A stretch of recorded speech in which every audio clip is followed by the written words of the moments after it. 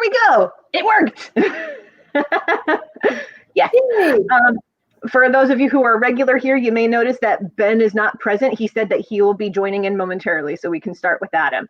But today, I'm joined by my friend Melanie of Write with Melanie fame. Hi, everybody.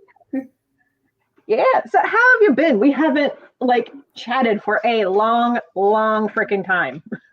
I know, actually live and in person, other than email stuff.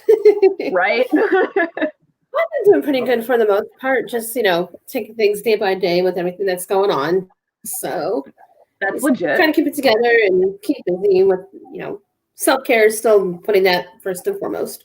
So yeah, definitely important. Oh, heck yeah.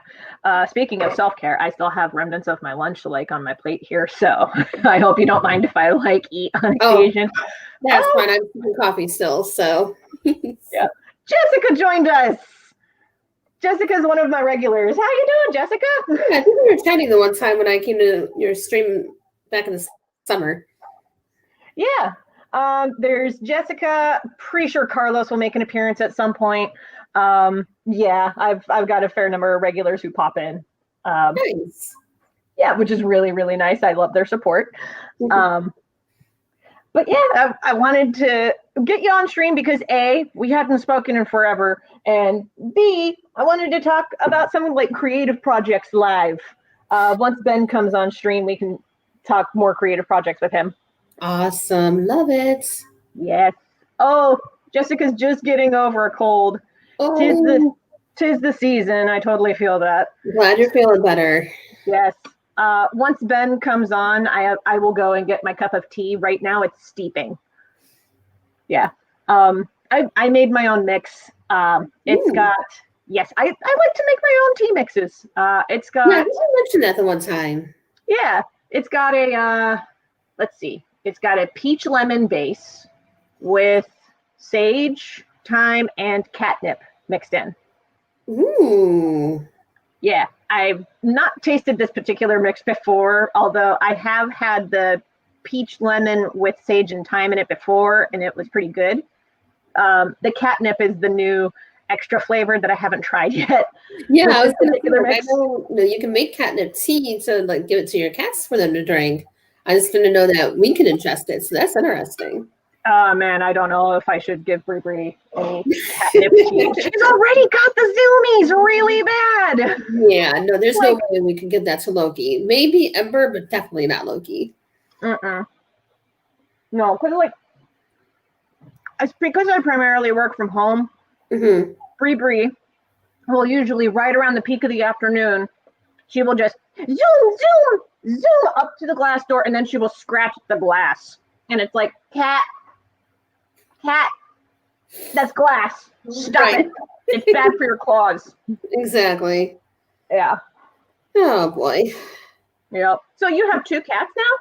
I do, yeah. Ember is actually he's gonna be 5 as of tomorrow. Well, no. He officially turned 5 in September, but tomorrow is his gotcha day anniversary.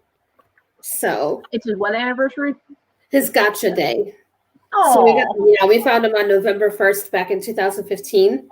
And the whole reason we named him Ember, other than his color, is he was found in a woodpile between my mom's house and her neighbors. And I was like, Ember's starting fires. And, it fits him well. And then Loki, his personality, he lives up to the name. Yeah. 100%. Yep. Oh, as a Loki fan, totally get it. As soon as I saw him, I'm like, that's his name. And I wanted to name this one. Oh, no, that fits him. That fits him. Exactly. Incidentally, I roasted my first chicken earlier this week. It actually turned out really, really well. Well, that's always exciting. Right? Well, I think what helped was I called up my older sister at one point because I attempted to take the chicken apart first. And Ben has joined us. I dig your The first cut off right when the camera started. I kept trying to fix it right before and it just didn't happen. just popped up. It is popped Happy up. Halloween. Cosplay problem. Oh, there goes the hat. Have you been out in public in that? That is the question. Sorry, what? Have you been in public with that yet? Yes, actually, this is an old cosplay. Oh, yes. Nice. But just because I knew I might not be able to do anything in this, I came with a second costume underneath that I can actually stream in. There we go. Prepared. Oh, Jessica says, nice outfit, Ben. Thank you. Forgive the glasses on top of this Majima cosplay. I don't have contacts right now. I would be in my costume, but A, it requires a corset, and B, I had run errands before having lunch, and I just didn't have the time to like fit that on. So corsets are a lot. I remember that with my wedding dress, and it's like, ugh, no. Yeah. Are you guys getting echo from me or anything like that? They're gonna what? Are you getting echo from me? No. Cool. Not right now. Then I might just not use a headset this time. We'll see what happens. There you go. Oh, what you drinking? Coffee. Nice. Yeah, it's coffee. I had to take less time doing coffee and more time getting ready for this. I don't think I've introduced you two formally yet. So, Ben, this is Melanie. Melanie and I went to BGSU way back in the day. We were part of the same learning community, the Arts Village, Nice. when we were in school together. We also lived on the same floor. Yes. Melanie, this is Ben. He and I met at, I think it was Rathacon first? No, it was Space First, 2018. Yes. So we met at Space, and then we just kept coming into each other like convention after convention, like every weekend. And eventually we were just like, you know what, let's just be friends. Yeah, Right. pretty much. It was meant to be. I think it was sealed when we realized that we were both going to Put and Play. And we were like the only two cartoonists on the planet going to Put and Play. Oh, Put and Play. I know. Oh, it's okay. I did an entire video about it, but it is so legendarily not great. I was going to say that sounds fun, but apparently not. I mean, it was fun, just not in the way you expect it to be. Yeah, I kind of say it's kind of the room fun. Like, Yes. I can't say it was good, but I had a very good time with it and would probably do it again. Yes. And also I created my D&D character Ollie there, who I brought her back for a later campaign, and I got to flesh her out, but that was like her first introduction, and I had a lot of fun with her. And I was a DM. It was great. Yes. That's awesome. While I'm thinking about it, I'm going to go grab my cup of tea really quick. So I'm ready. yes. I'm going to take another sip of coffee because caffeine. Exactly. I have an entire French press right here. Love it. Yep. I'm ready to go as soon as I wake up. I am a filthy casual that has a Keurig. No, I used to have a Keurig. I don't now because my old machine broke and it was cheaper to get a French press. That's fair. I was telling Melanie earlier, but I made my own tea mix here. It's a peach lemon base with sage, thyme, and catnip mixed in. I'm sorry, what? Right. Did humans can consume catnip? That's what I said. As a tea, yes. Does it give you energy? Like, is it more of a natural caffeine? So catnip is in the mint family. Okay. Okay. Yeah. So does it have the same kind of trip and balls effect that it has on cats? No. Okay. No. But because it's in the mint family, that is why cats will often go gaga for other types of mint. Like my cat Scarlet would, if she smelled mint gum, she would chew through leather to get to it. Like my mom found this out the hard way. That's pretty funny. Yeah, my mom found that out when she had a leather purse and she had mint gum in an outside pocket, and Scarlet just chewed through it to get to the gum. So that wasn't just an anecdote. That literally happened. It literally happened. I love it. I can see it. It's delicious. Yes, I smell the mint. Like my dad's actually been growing mint, and it turns out it's incredibly easy to grow. It's a weed, so it's hard to stop growing it. Yes, mint is one of those things like there's another plant that's like, oh God, don't plant this on your property because it will explode. Mint is one of them. What basil? No, basil is pretty self-contained. I had a basil plant. My roommate was like, basil? And I'm like, nah, basil is pretty self-contained. I even grew it out in Arizona, the least hospitable place for herbs. Right. But basil is one of those plants. It's one of those herbs that, like, unlike other herbs are like, no, don't put me in direct sunlight, I'll wilt. But basil's like, yes, give me direct sunlight, I will explode. Yeah. I can't keep. I was going to say I can't keep anything alive, but I do have a sourdough starter that I've been maintaining for 7 months, and that might count. Although it did occur to me just now when I was thinking of saying that I don't remember when I fed it last. I probably need to do that. That's important. My husband Be a good dad. Anyway. I apparently killed our rosemary plant that we had going really strong last year because I brought it inside so it wouldn't get knocked over in our balcony. And after I brought it in, I wasn't watering it as much. And for whatever reason, he wasn't watering it. And then it just dried up. And I'm like, I killed a rosemary bush. Oh, I felt so bad. It's okay. I killed a bunch of potato plants on accident this summer. Well, it didn't help that there were 2 back-to-back thunderstorms in a row that just flooded the patio. Oh, well, yeah. Yeah, that would make it tough. Yeah, it was hard for the potatoes to bounce back after that, unfortunately. But it is just anyway. It's one of those years where that kind of stuff is tough anyway. Yeah, it's 2020. Related to that, I just started Felicia Day's book, Embrace Your Weird, which is a bunch of creative exercises for, sparking creativity and dealing with anxiety. And I really like Felicia Day as a writer. And one of the first exercises she had that popped up in the book was you walk into your front door and a dinosaur jumps at you. You have 5 minutes to write down or draw what you would do in the situation. Oh my God. So this was my answer. Oh man. Hold on. Yeah. Great. Yeah. This seems on par for 2020. Yep. Pretty much. Yeah, accurate. Anytime anything bad happens now, it's just like #2020. Yeah. Pretty much. To the point where somebody on Tumblr joked, the phrase hindsight is 2020 must have been coined by a traveler trying to give us a warning. Yep. Absolutely. Yeah, I will say it, like, speaking of like vibing 2020 really hard and talking about creative and thinking about creative projects, it was a challenge to do Inktober this year. I didn't even try. Yeah, that's fair.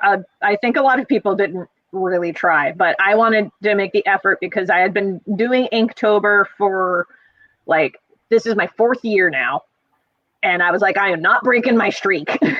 So yeah, I'm worried about Nano because I'm like, I have the time to do it. Since I'm off work until the beginning of 2021 at least, and I'm like, I have these extra 40 hours. Why not go ahead and do Nano? But at the same time, like, there's so much other stuff that's been going on lately, and I'm just like, do I have the energy for this? So I'll probably go to a lot of the live streams though, but I'm not gonna push myself to hit the 50K because any other time I don't make it anyways, just because some pressure I work well in, but for whatever reason, Nano is just, it's a lot. And then you have the people that are doing the Millwordy challenge that Kate Kavanaugh started, and I'm like, how are y'all doing this? The what challenge? It's called Millwordy. Oh, that. Yeah. Where it's like 1,000,000 words in a year or something like that. Yeah, they got to write 1,000,000 words from various projects until next year. Oh my gosh. Yeah. Kudos to Kate Kavanaugh and others for doing that, but I'm not trying. Well, also, I'm a comic artist, so I doodle all of my comic scripts. Right, exactly. That's just 1,000 pictures then, right? Because the picture's worth 1,000. I'm doing, that's doable. Oh yeah, picture's worth 1,000 words. Yeah. And that's more manageable. And a comic, and basically a comic page is just several pictures in succession. So one of my instructors at the Center for Cartoon Studies said that one of the great unfairnesses in the world is that an illustrator can get paid more for drawing once what cartoonist has to draw multiple times in a single page. Yep. I can believe it. He said it as someone who works as an illustrator too, so he wasn't being rude about it. But oh no, I've felt it. I've done some illustration projects for clients before, and I have done comics projects for clients before, and it is phenomenally weird, the pay scales between the two projects. Yeah. Oh, for sure. Yeah. Yeah. Like, even my husband and I were talking last night. He's like, yeah, you can do the writing thing full time, but writing itself doesn't pay the bills, which is why, I've been doing the editing stuff on the side to kind of counteract that while I'm building my backlog of books to, essentially do a rapid release. Right. Sessions. So once I'm done with the Knights of the Wraithmaker series, I plan on releasing them every 3 to 4 months within a year and a half for the 4 books. That way, I have that little bit of a backlog, and while those are releasing, I can work on some other standalone projects. There you go. Yep. Yeah, it's not a bad way to do it. When I finished my first book, I actually launched it as a webcomic for about 9 or 10 months before I did a Kickstarter to actually do the book. It was done at that point. I just was like, I don't have any kind of following. I'm just going to need to make that happen. And during that time, I started working on the next book. So I approve of having a backlog system. Oh, yeah. I have now also worked without a backlog, and it's much more stressful. Yep. I will say another thing that's helpful about a backlog, at least from a cartooning standpoint. Because when I first started working on validation, we built up enough of a backlog to last like 2 months of online updates. And then I broke my wrist. Oh, no. And it was my drawing wrist. And so I'm glad that we made that backlog, because I ended up using at least a month's worth of that backlog in order to heal. So that was not fun. That's why it's good to prepare. Yeah, I feel you. I actually, I've been starting to do some upper body workout and weight stuff. And last night I realized that both my wrists seriously hurt. So I have a brace on right now just to make sure the moneymaker's not in bad shape. I have 2 wrist, I hesitate to call them weights. But like crimpers? I don't know what they're called. Hold on. I will grab them. I know what you're talking about. I think I have one of those somewhere. So I have 2 of these things. Yeah. Oh, I've heard of those. Yeah. This has been really, really nice to help me build up my wrist strength, because I am a puny weakling that really wants to get like forearms the size of Texas. So, I've been trying to work with these as often as I can to just keep up my wrist strength, and also it helps with, keeping this drawing wrist in order. Yeah. Jessica, take care of yourself, motherly finger. We are.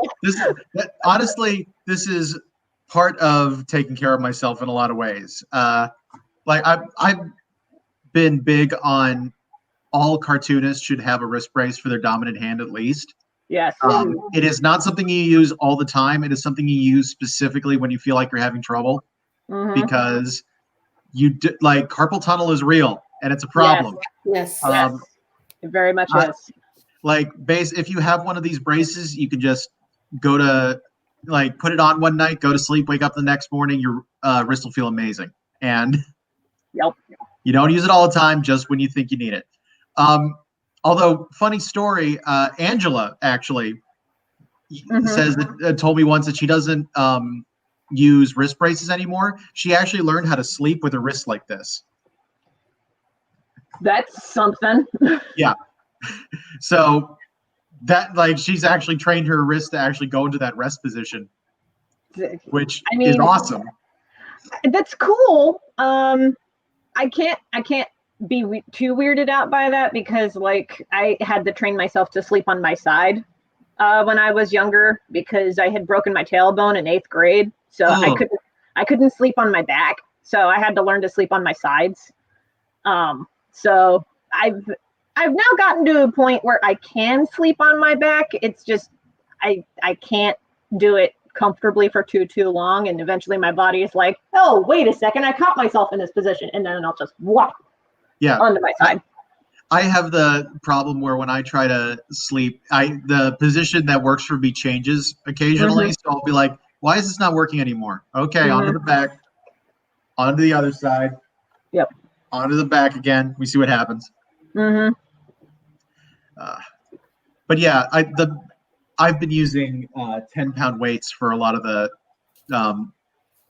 workout stuff, and I think that's what's been doing it to my wrist. Just like, how the heck did you find 10-pound weights? For a while there, we actually had like a weight shortage in the United States. Yeah.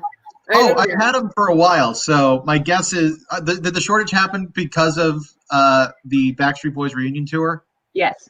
Okay. Yeah, I've had these since Vermont. So that's Ben's nickname for the obvious. So yeah. Technically, it's Dave Grump's nickname for the obvious, but I've stolen it because I like it. Yeah, I like the name for it. But yeah. Also, you may have noticed that I put up a link to my coffee at the bottom of the screen here. We should get to the thing you actually wanted to talk about in this stream. Yeah. Well, I don't want to like have this entirely take up the topic of the stream because I like us talking about our creative projects, but I did want to run this stream for my coffee page because I made the switch recently from Patreon to coffee. Oh, that's great. Yes. There's a couple of big reasons that I did the switch, and I feel like I've talked about it on other live streams with Ben before, and every time that I mention the reasons, Ben kind of panics a little bit. Because one of the reasons that I'm switching away from Patreon is because Patreon keeps dropping pledges without warning to the patrons or the creator. And that's crazy. It's kind of obnoxious. It had gotten to a point where there were just some patrons that I knew I would have to reach out to them once a month and email them saying, hey, Patreon dropped your pledge again. If this was an accident, please go into Patreon and fix it. If you need to take a break, that's okay too. Just let me know. And that was really, really annoying. And it happened to multiple patrons. And there were enough patrons that got really annoyed about it that they just up and left. And I'm like, you know what? That's fair.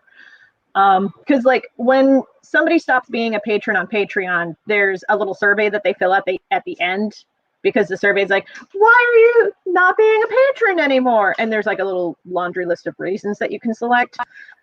And up until fairly recently, and by recently, I mean within the last month or two, most of those reasons were either left blank or they were like, my financial situation changed. And it's like, you know what? I'm not going to blame you if your financial situation changed. That's totally understandable. Backstreet Boys reunion tour and all that. Yeah. Yeah. Have you deactivated your Patreon, by the way? No, it's just on pause right now. Well, it's on pause for this month. But I will be making the official switch at the end of November, right? Because this month of November is like the soft relaunch, right? Where it's like, yeah, I'm doing all of my stuff on Coffee. If it doesn't work out, I'll switch back to Patreon. Right now, though, I'm really liking being on Coffee rather than Patreon at the moment. Cool. Yeah. I'm asking because I will not charge patrons the upcoming billing month. Billing will resume on December 1st. Oh, yeah, because you're one of my patrons. Yeah, I'm going to probably back you on Coffee when the switch is official. Same. Yeah.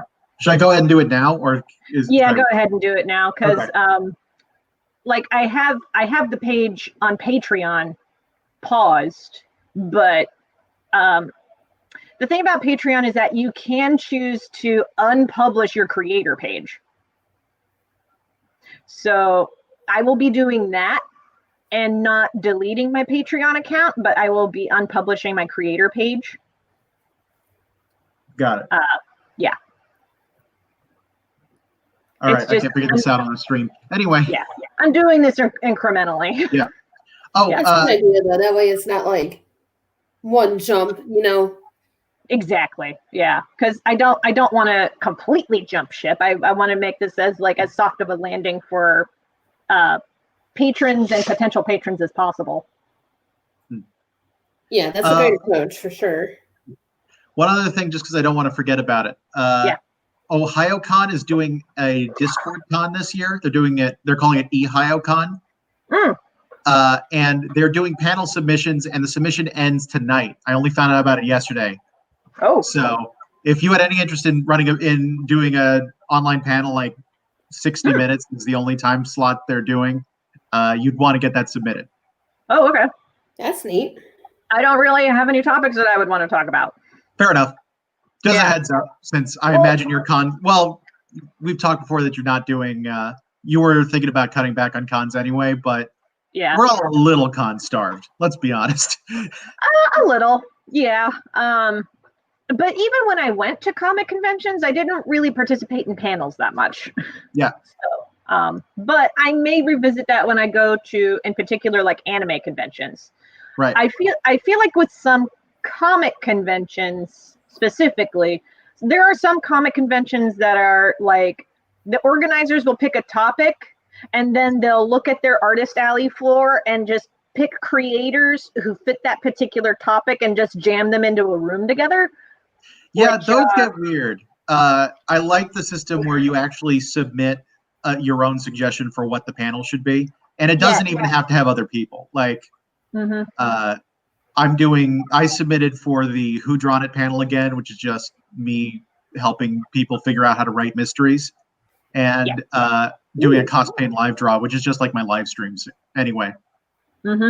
So that was another reason why I was not thinking about jumping on that panel thing in the first place, was because the panel topics that I would want to talk about, I already did live streams for. Yeah. So it's like, I mean, that's fair. Yeah. While we're talking about cons, one thing I want to throw out there, just in case anyone who happens to see this, either tables at cons or goes to cons, if you see cons opening back up before we have any information on the actual end of the Backstreet Boys reunion tour, save your money, please. I'm begging you. Yeah. I actually was just reading a story about someone who, because LA Comic Con said they were going to be having a con in December. And I actually thought, I saw a post from someone saying, you know, I got a table space there. And then they said, we're moving it into 2021. And I said, I can't make the date now. And they won't refund me. And I'm like, that sucks. 100%. They should not be doing that. I want to be clear. But also don't be applying for cons right now. Just don't. No one can do it safely right now. No. And considering like how comic conventions, like, because the thing about comic conventions is they have to wait until the last minute before they cancel to begin with because of acts of God and whatnot. They need to be forced to cancel, because the ones that do have event insurance, and I get not all of them do, but the ones that do, that event insurance will not pay out anything unless they are forced to cancel. Yeah. And that actually was a big problem earlier in the year, because a lot of people were like, I demand a refund for this con I can't go to. And the con is like, we need the state to shut us down, because if we don't have your money anymore because we've invested it in other stuff. So yeah, just if you're a con organizer, do digital cons, do them online. Don't do them in person. Just Mm-hmm. regardless of what you think of this whole situation, the situation is bad enough. You're not going to be able to do a con. Mm-hmm. Yeah, I know with AWP, the big thing that's been going around, they're doing that online. It's like the big writers conference that happens every year. And they usually have a huge book fair that covers like 2 of the 4 days. And people are saying that I believe to book a digital table to sell your product, they're charging $350 for the author to get their spot. I'm really glad that I did not drink my tea when you said that number. Yeah. And it's $150 if you want to attend. That is too much for a digital con. Like digital cons are too experimental right now. So when I tabled at too much. Yeah, when I tabled at Otakon, table fees were $325. But that's because that's an in-person con that's going to have a ton of attendees. I made that table fee back and then some. Like that is absolutely doable. Online cons have not proven that they can sell yet. They're great.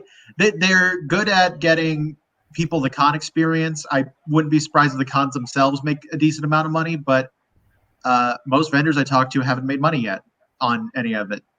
Yeah, it's really hard to get them that to work. Yeah, and also the way to sell online is very different from selling in person. We've talked about that in previous live streams before. Yes. Yeah. So gonna talk a little bit salesy about the coffee page a little bit. Yep. One of the reasons that I do like coffee though is because it actually has more options than Patreon does. I think that's what people are looking for when they're looking for ways to support their favorite artists online, is what options are available. And I think Patreon's just a little bit limited. Yeah, I would agree. When I tried getting that set up, I'm like, Yeah. Well, for one thing, Patreon doesn't let people give just once. Like you would have to sign up for a subscription for however long it takes. Like, right. Like if somebody wanted to just give you a $50 donation and just be done with it, they don't have that option. Yeah. Coffee has that. Oh, that's really interesting. Yeah, coffee you can give just once, or you can do a monthly subscription. So that's really nice. I might have to look into that now. What's interesting to me about this is I set up a coffee a long time ago, and I didn't really end up doing much with it. When I set it up, you couldn't do the Patreon model on there. They didn't really have a subscription system. It was just buying individual donations, and it didn't really end up being particularly beneficial, I felt. So I never ended up paying attention. So when you said you were switching over to coffee and that it could do the same subscription service, I was surprised because I didn't know that it had changed that much. Oh yeah, they've been adding new features pretty consistently, which is surprising. They just recently added a shop feature too, which is another thing that Patreon does not have. Does it? Well, Patreon is starting to. Like they've been having like special item fulfillment stuff. Oh, Anna just joined us in the chat. Sorry, What's I'm up, late. Anna? It's totally okay. We're pretty lax here. We're happy to have you though. Yes. So, okay, from what I can tell from what Patreon is doing is they don't have like a shop front in particular where you can buy like individual units of things. What they do is if you pledge at a particular level and that level gives you like material goods like t-shirts, then Patreon handles the fulfillment of that. That's the service that they're offering. They don't have a storefront where you can just go in and buy something once and that's it. Yeah, unfortunately. So then are Coffee and Patreon linked together? They are not. No, okay, they are 2 separate entities. Okay. They are 2 separate entities, yeah. Although Coffee is actually more similar to Subbable. Subbable was something that Patreon eventually bought. So you've talked about Subbable to me at cons, I think. You said it's what you wish Patreon did. Yes. Yeah. Oh my God. Because like I had a Subbable account to support Crash Course. Crash Course obvious. If people are on YouTube, like, you obviously know what it is. Crash Course is just different educational topics, and it's a crash course of those things. And it's hosted by the Vlog Brothers and their various friends. They had a series called Crash Course Chemistry, and I really, really liked the periodic table of the elements that they had drawn up, because it included these like adorable cartoon figures for each of the elements. Like, I didn't even know that kryptonium was an actual element, but it's on the periodic table of elements, and it's represented by a little Superman guy. That's kind of cool. I love it. It's precious, and I really wanted that poster, but it cost like $40 to get it because it came signed. Well, it came signed, and it's also large, so they would have to like ship it out in this like large tube. So I was like, okay, I think that's a reasonable ask, but I don't have $40 on me right now. But Subbable will let you do a thing where you could pledge $10 per month, and once your patronage added up to a particular level, you could then redeem that for a reward of your choice. See, I think that's an awesome idea. I love this idea. That's honestly really cool. We were talking a little while back about the idea of doing subscriptions on Patreon, which is apparently now a thing, or like annual subscriptions as opposed to monthly. Yeah. That actually could be sort of a way to do that also. Yeah. Yeah. Just like you do an annual subscription, you get access to these items.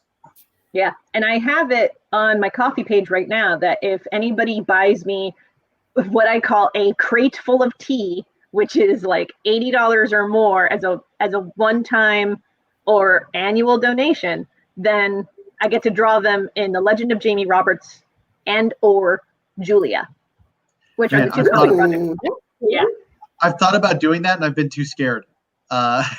To offer it, or to like pledge that high? No, to offer that kind of thing, because it's like then I'm committed to drawing other people, and that can get risky.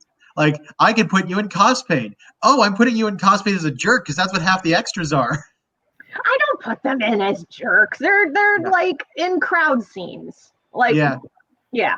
Like, I've done that for cosplay, but yeah, I did that for a couple of patrons who backed me on Patreon before. Because, like, full disclosure, I've been on Patreon since 2014, but some of the recent things that they've been doing, like dropping pledges without notifying patrons or creators, is enough to make me want to switch. Right. But when I was on the platform, one of the rewards that I offered at like the higher tiers was I'll draw you into a comic page of The Legend of Jamie Roberts. And if you look in chapter 2 of The Legend of Jamie Roberts, there are some crowd scenes where you can like point out where my patrons are if you know who they are. I do, so I can point them out and be like, oh yes, that's a patron, that's a patron, that's a patron. So that's fun.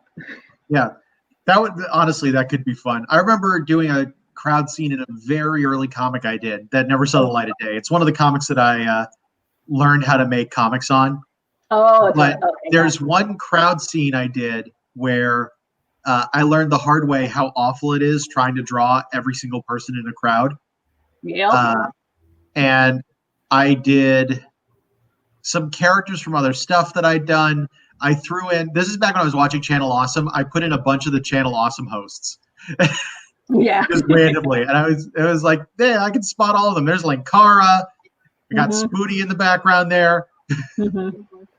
Yep. I did that for validation at points where, especially if I felt like I wanted to cross promote something, like another comic that I was doing. Like there were a couple of times in validation where I drew Charlie from Charlie and Clow into the background. Oh, yeah. And there were some people who noticed. So that was fun.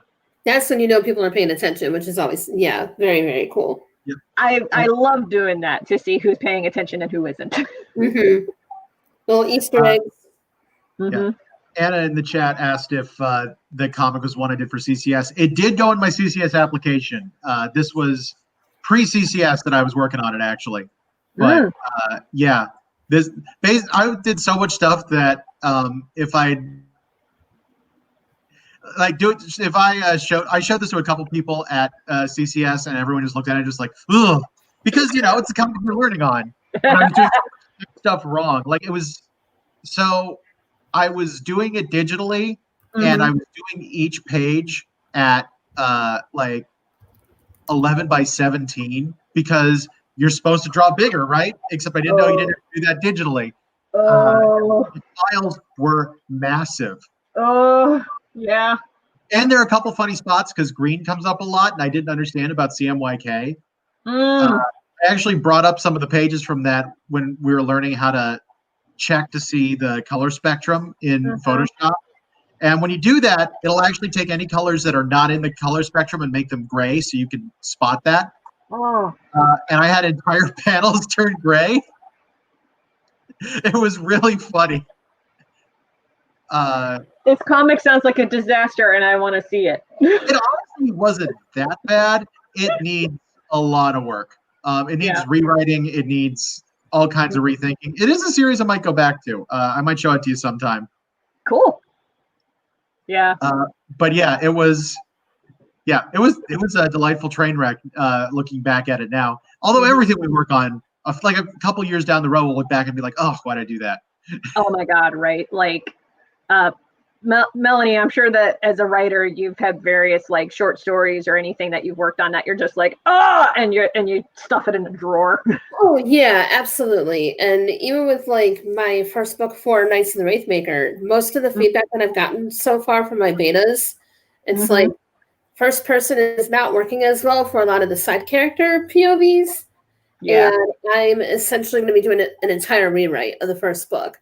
Which is fine because the word count is hovering around 37,000. So technically book one is a novella, but because it is fantasy, I need to get that at least to 75K. So I'm hoping that with the rewrite and really building up on my main character's growth from start to finish, which thank God my betas did notice that. So I was like, okay, good. There's growth for the main character. That's all I need.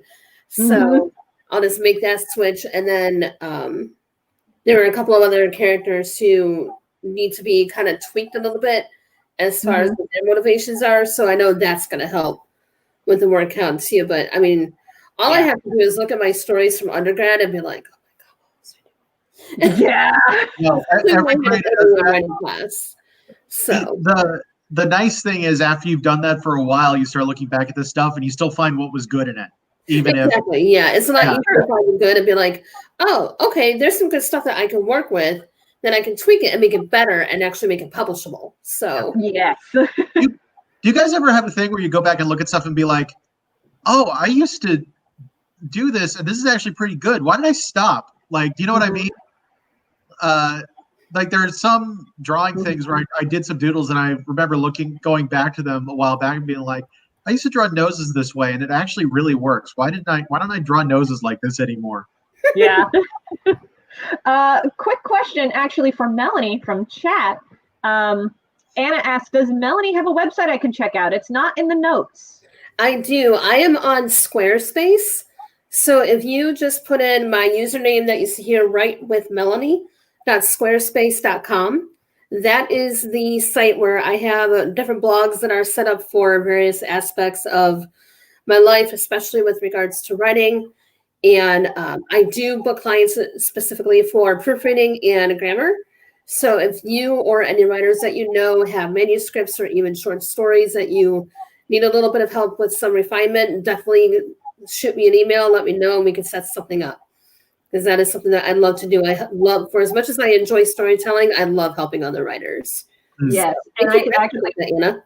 Yeah, I actually recently hired you to edit a series of short stories that my friend Sean had written up because one of the things I want to do with Fantasyville Productions, the company that I run, is publish more stories by other people. Right. And yeah, I'm aiming to get Sean's book out before the end of the year, preferably before Christmas. Awesome. Those stories are really good. I enjoyed reading it. Like, that's kind of the win-win when you're an editor. Like, you get to read really good stories and then help them, take them to the next level.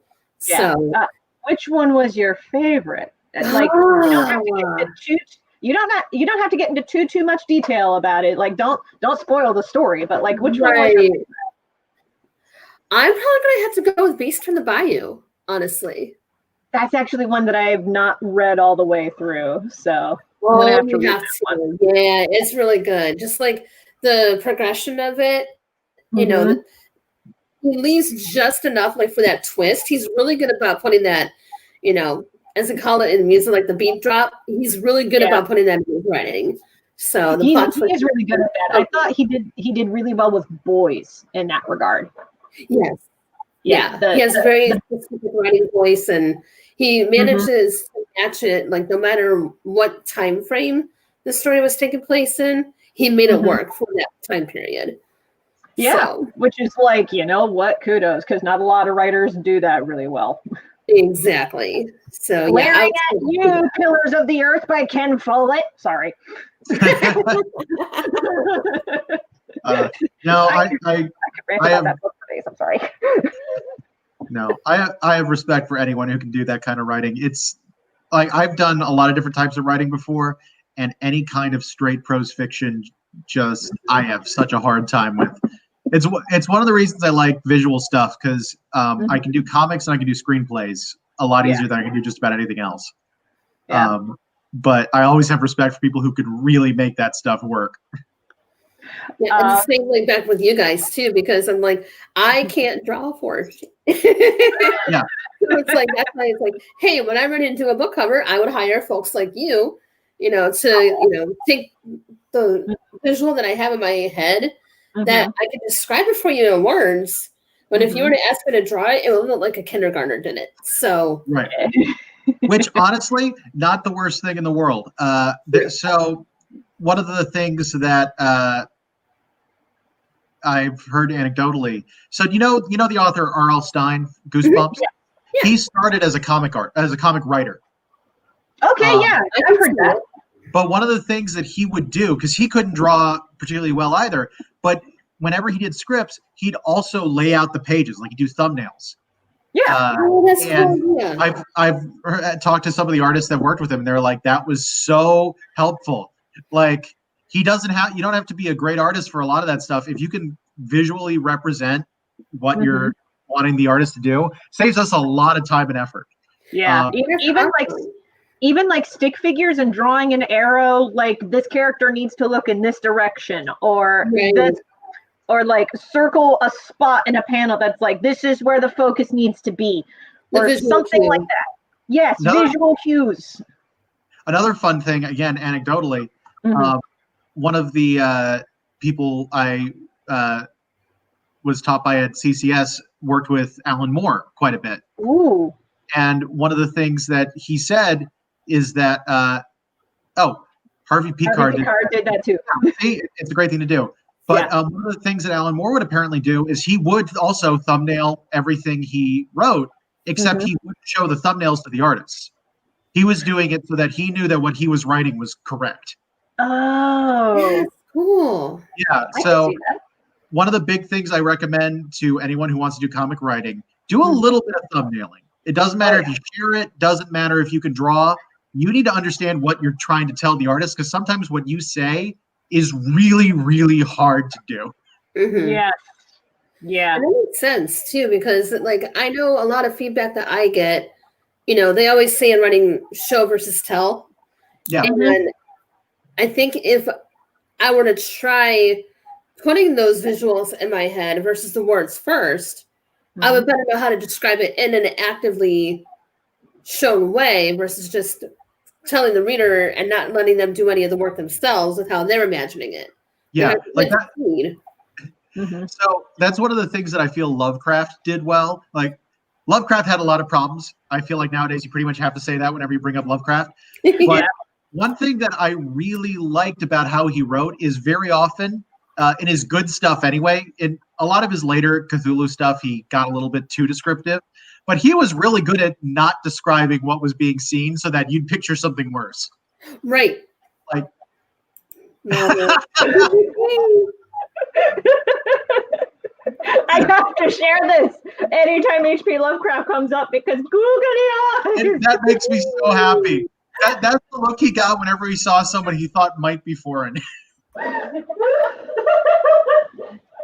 He's like, whoa. That was one of the first things I printed when I got my HP printer because HP. Yeah, I love my HP printer. It's so great. Yeah. Mine, I nicknamed him Beefy McMuscleton II because 1, he's huge.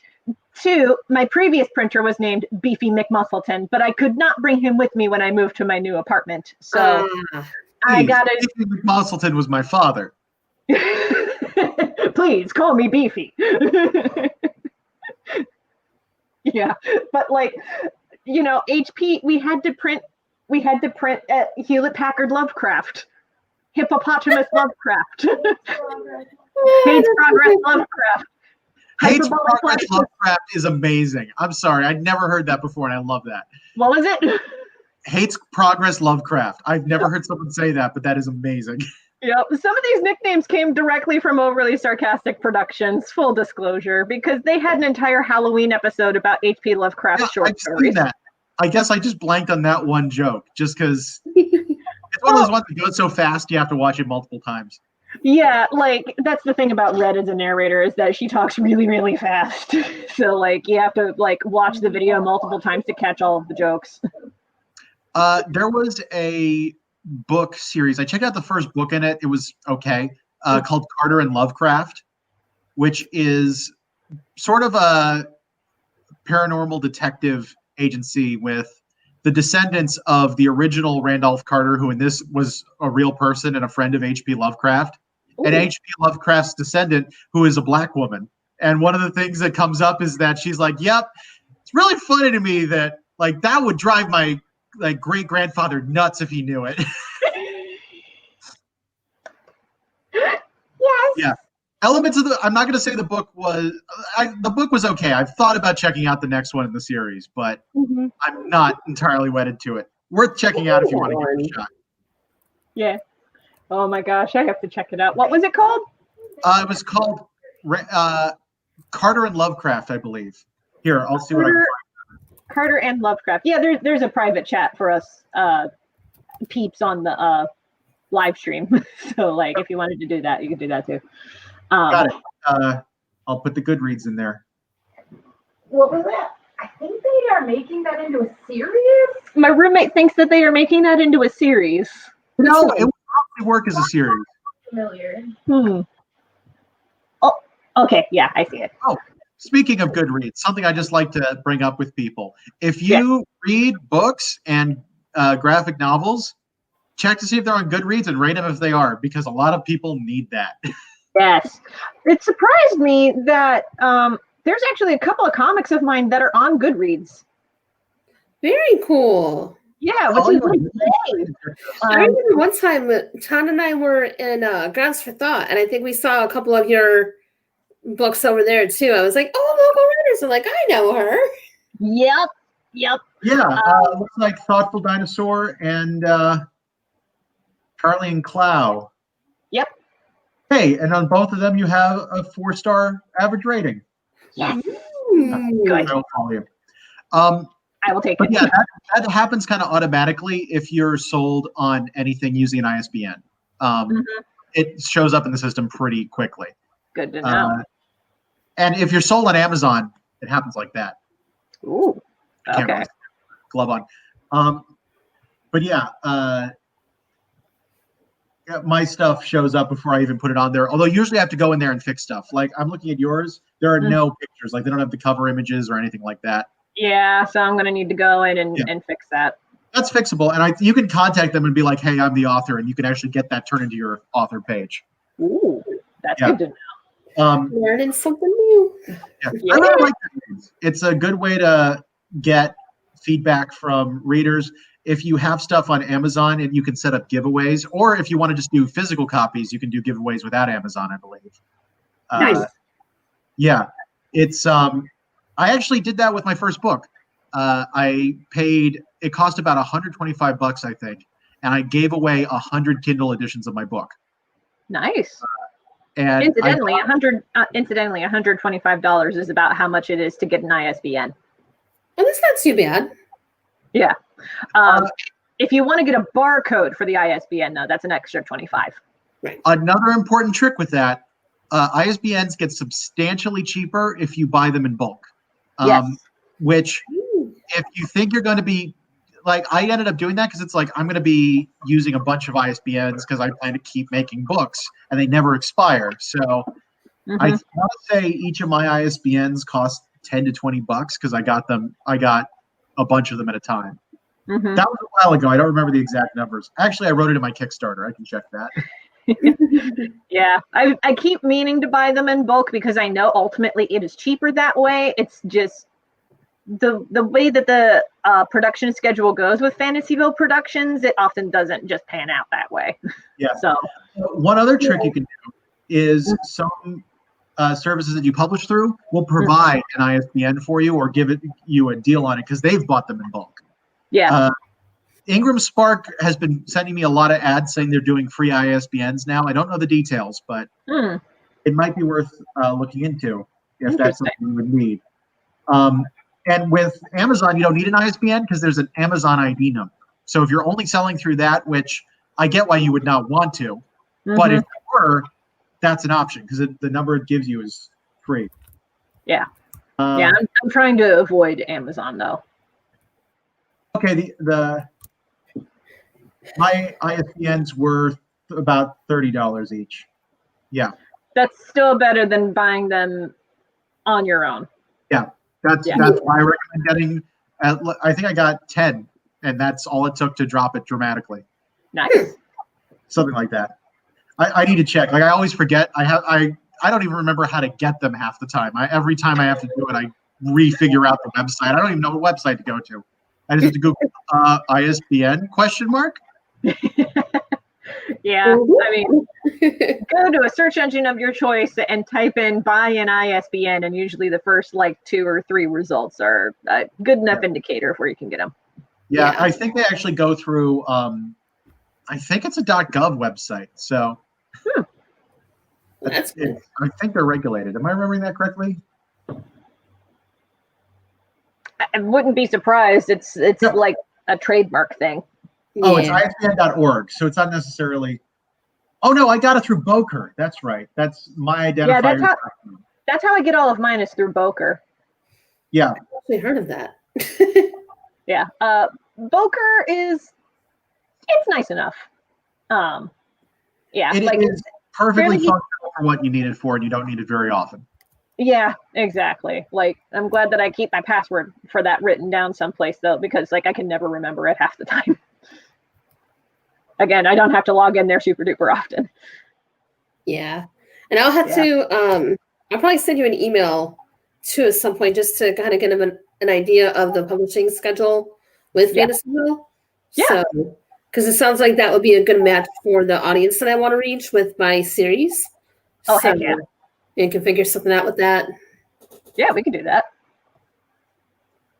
By the way, I just checked. It was 10 that got me that discount. And it looks like, I've only used 4 of them. So I have 6 more I can use. Nice. Awesome. Oh, hey, you could use one of those for the comics anthology that we're working on together. I can use 2 of them because we'll do a digital version too. Yes. Good. Yes.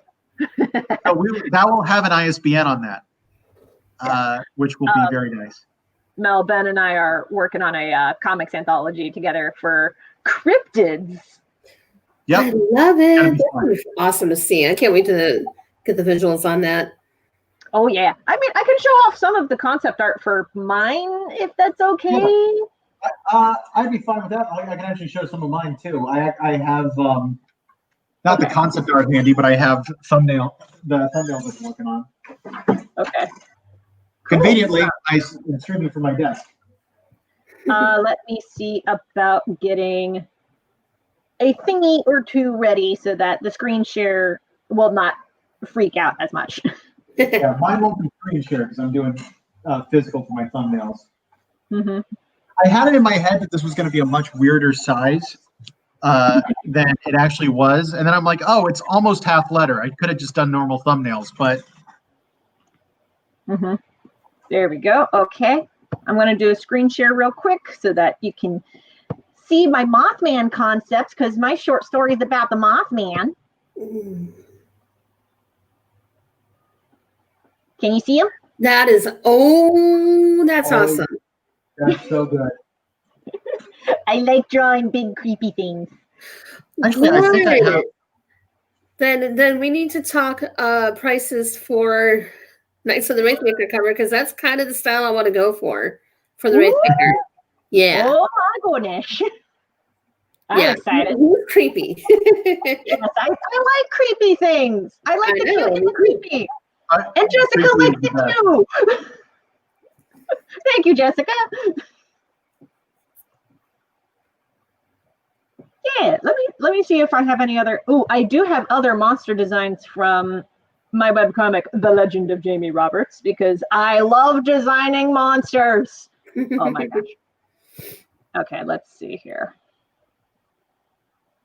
Oh, I did an entire month of monster designs too, way back in 2018.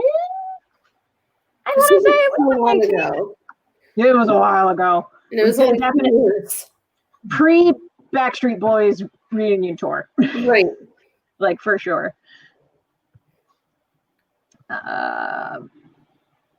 Okay, it's not 2017. Yeah, it was 2018. Okay, I had that timeline right. I'm going into the sketchbook here. Oh yes. I want to show off this little monster because I love this little monster. Hold on. Let's do the larger version so that you can see him. Ooh. I like it.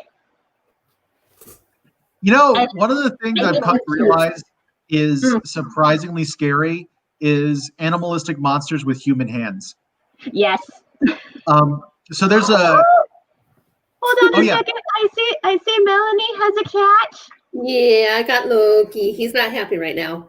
Oh, hi Loki.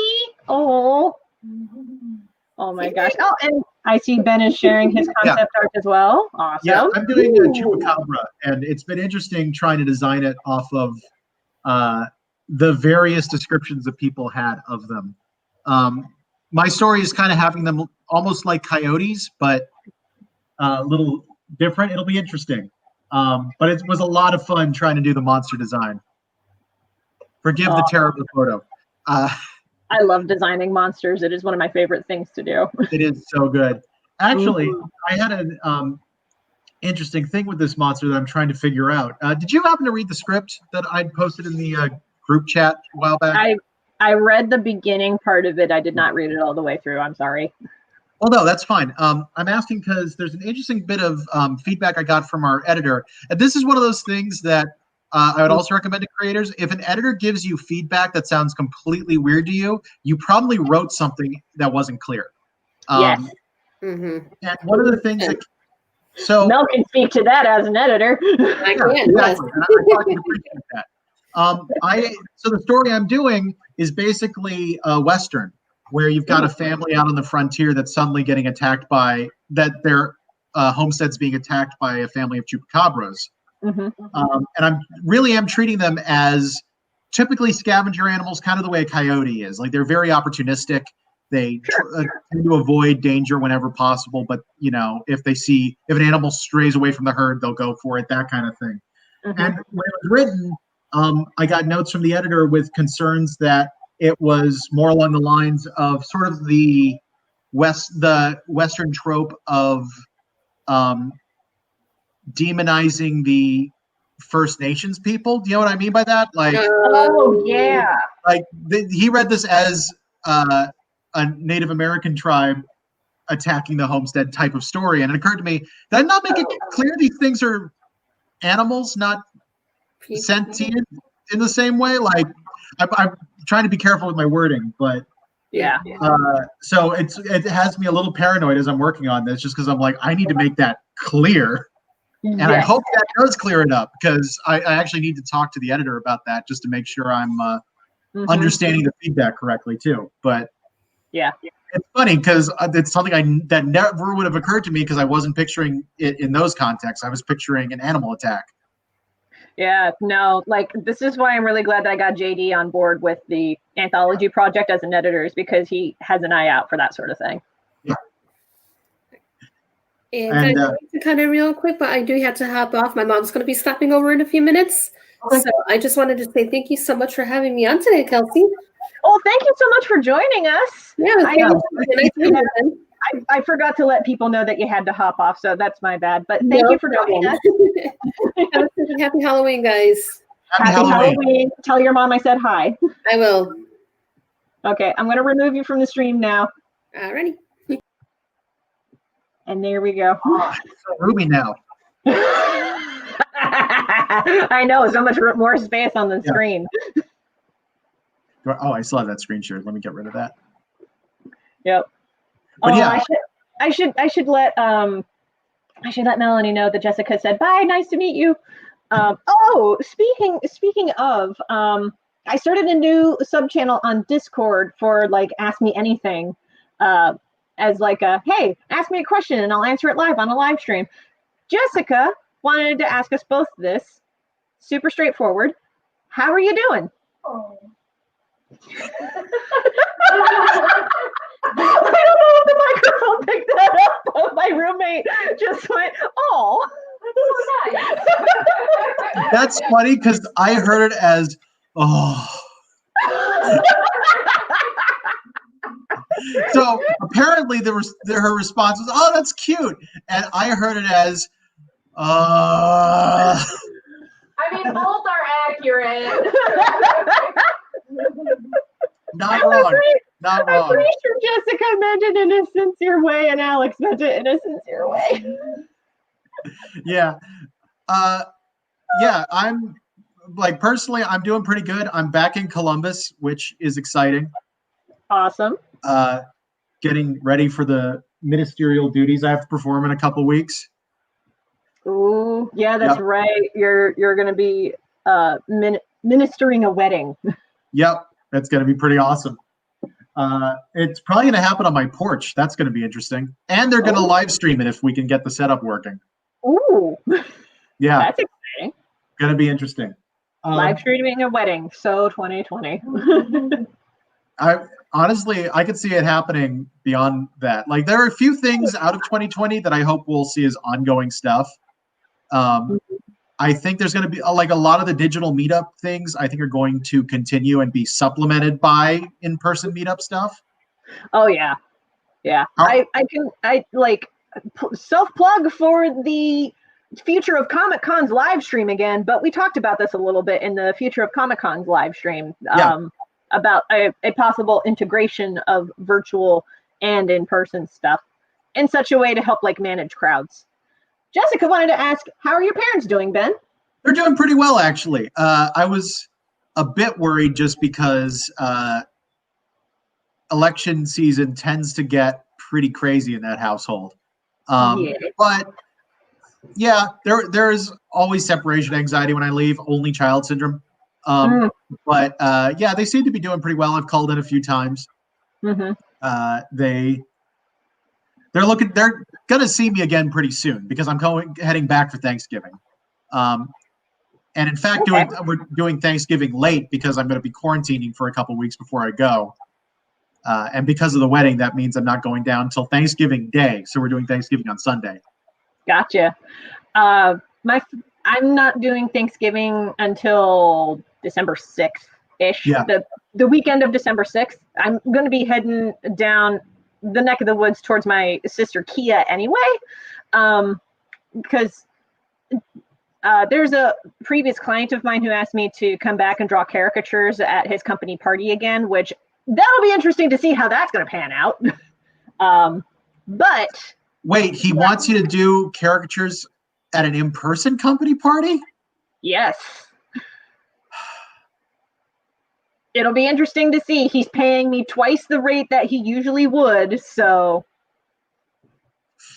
that's it. That's one of the bigger reasons why I'm going. Is yeah. But if something happened,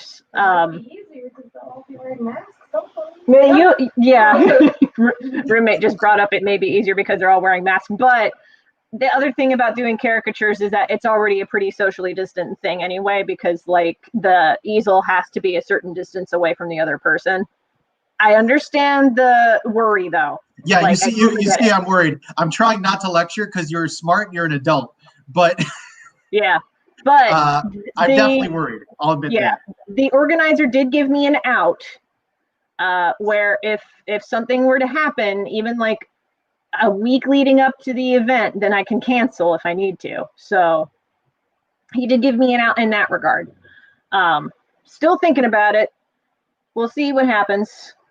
Especially since it's in a neck of the woods where, let's just say it was my previous neck of the woods, where people weren't too keen on wearing masks to begin with.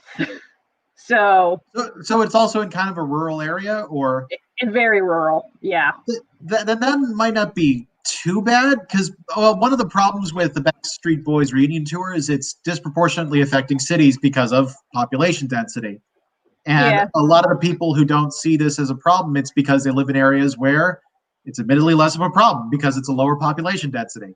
Yeah. But like I said, though, the guy who hired me did give me an out. So if I need to take it, then I can take it. So that's nice. Fair enough. Yeah. I see your comment, Jessica. Be careful. Stay safe. I will do my best. Even if I did end up canceling going and drawing caricatures, though, I would probably go down anyway, because my sister is still in that neck of the woods, and we can use that weekend as like a belated Thanksgiving, early Christmas, early birthday party situation, because my sister's birthday is like in the beginning part of December. Right. Yeah. So like I could just go down for a weekend and visit family, especially since they live on one side of the state and I live on the other. So we don't really see each other very often. Yeah. One of the big exciting things for my parents is it's possible my cousin is coming down with her 2 small children for Christmas. Ooh. Which we'll see if that ends up panning out. It's kind of understood on both sides. We might not be able to manage it if the situation gets worse. Yeah. But with like these are also very smart people. They are going to do a full 2-week quarantine prior to coming down. Yeah. And all that, but that might happen. And this is a cousin I really like, so it's gonna. Yeah. I like all my cousins, but you know what I mean. Yeah, I know. Man, seeing family nowadays is such an interesting experience. It is. Like I visited, because my mom flew up from Florida last week, and I went down and I met up with her to have dinner, because she flew into Columbus, and Columbus is like a 2.5-ish hour drive for me. This is a very American thing to do, by the way, is to just be like, oh yes, I'll drive 2.5 hours to meet my mother for dinner and then drive back. Yeah. Yeah. It's a very Midwest thing, especially like. Oh yeah, it is. Like I never did it when I lived out in Arizona, because like Arizona, the cities are like 4 hours apart from each other. It's ridiculous. But like in the Midwest, yeah, you could totally do that. But yeah, one of the reasons my mom flew up from Florida to up here, though, is because I have an uncle right now who's he's been diagnosed with cancer, and he's been flip-flopping back and forth between doing well and doing not well. So mom wanted to come up and take my Grammy to see my uncle, because they hadn't seen each other face to face for a while with the Backstreet Boys reunion tour going on right now. Yeah. So it's good that family, at least my side of the family, is seeing each other. It just sucks the circumstances surrounding it. Yeah. Once the Backstreet Boys reunion tour is over, I really want to see if there's any way I can start just like touring the country and seeing all the people I've been chatting with online. You know what I mean? Oh yeah, that'd be really cool. Money-wise might not be possible, but I'd really like to do it. That would be really cool. Yeah, just because it's like I want to see people in person. Just got to see one of my best friends and his family for the first time in months, because one of them just turned 40 and had a birthday thing that I went to. And it was kind of, what was crazy to me is they have small children who also are social distancing and like following all the rules and didn't like come up and hug me or anything like that because I'm basically an uncle over there. Yeah. And it was funny because I was looking at that. I'm like, man, first off, these kids are doing better with this stuff than I would have expected. But secondly, they're going to need to work out some issues after this. Yeah. Yeah. Like somebody online made the joke, oh, there's no way that all of these traumatizing experiences happening in 1 year will psychologically scar us. There's no way that's going to happen. My prediction is there are going to be a lot of young kids in this generation that one of the things that parents are going to need to deal with is kids developing germophobia and agoraphobia.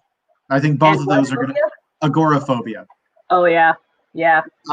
And agoraphobia, I have a version of it that I've heard called demophobia, which is specifically fear of crowds.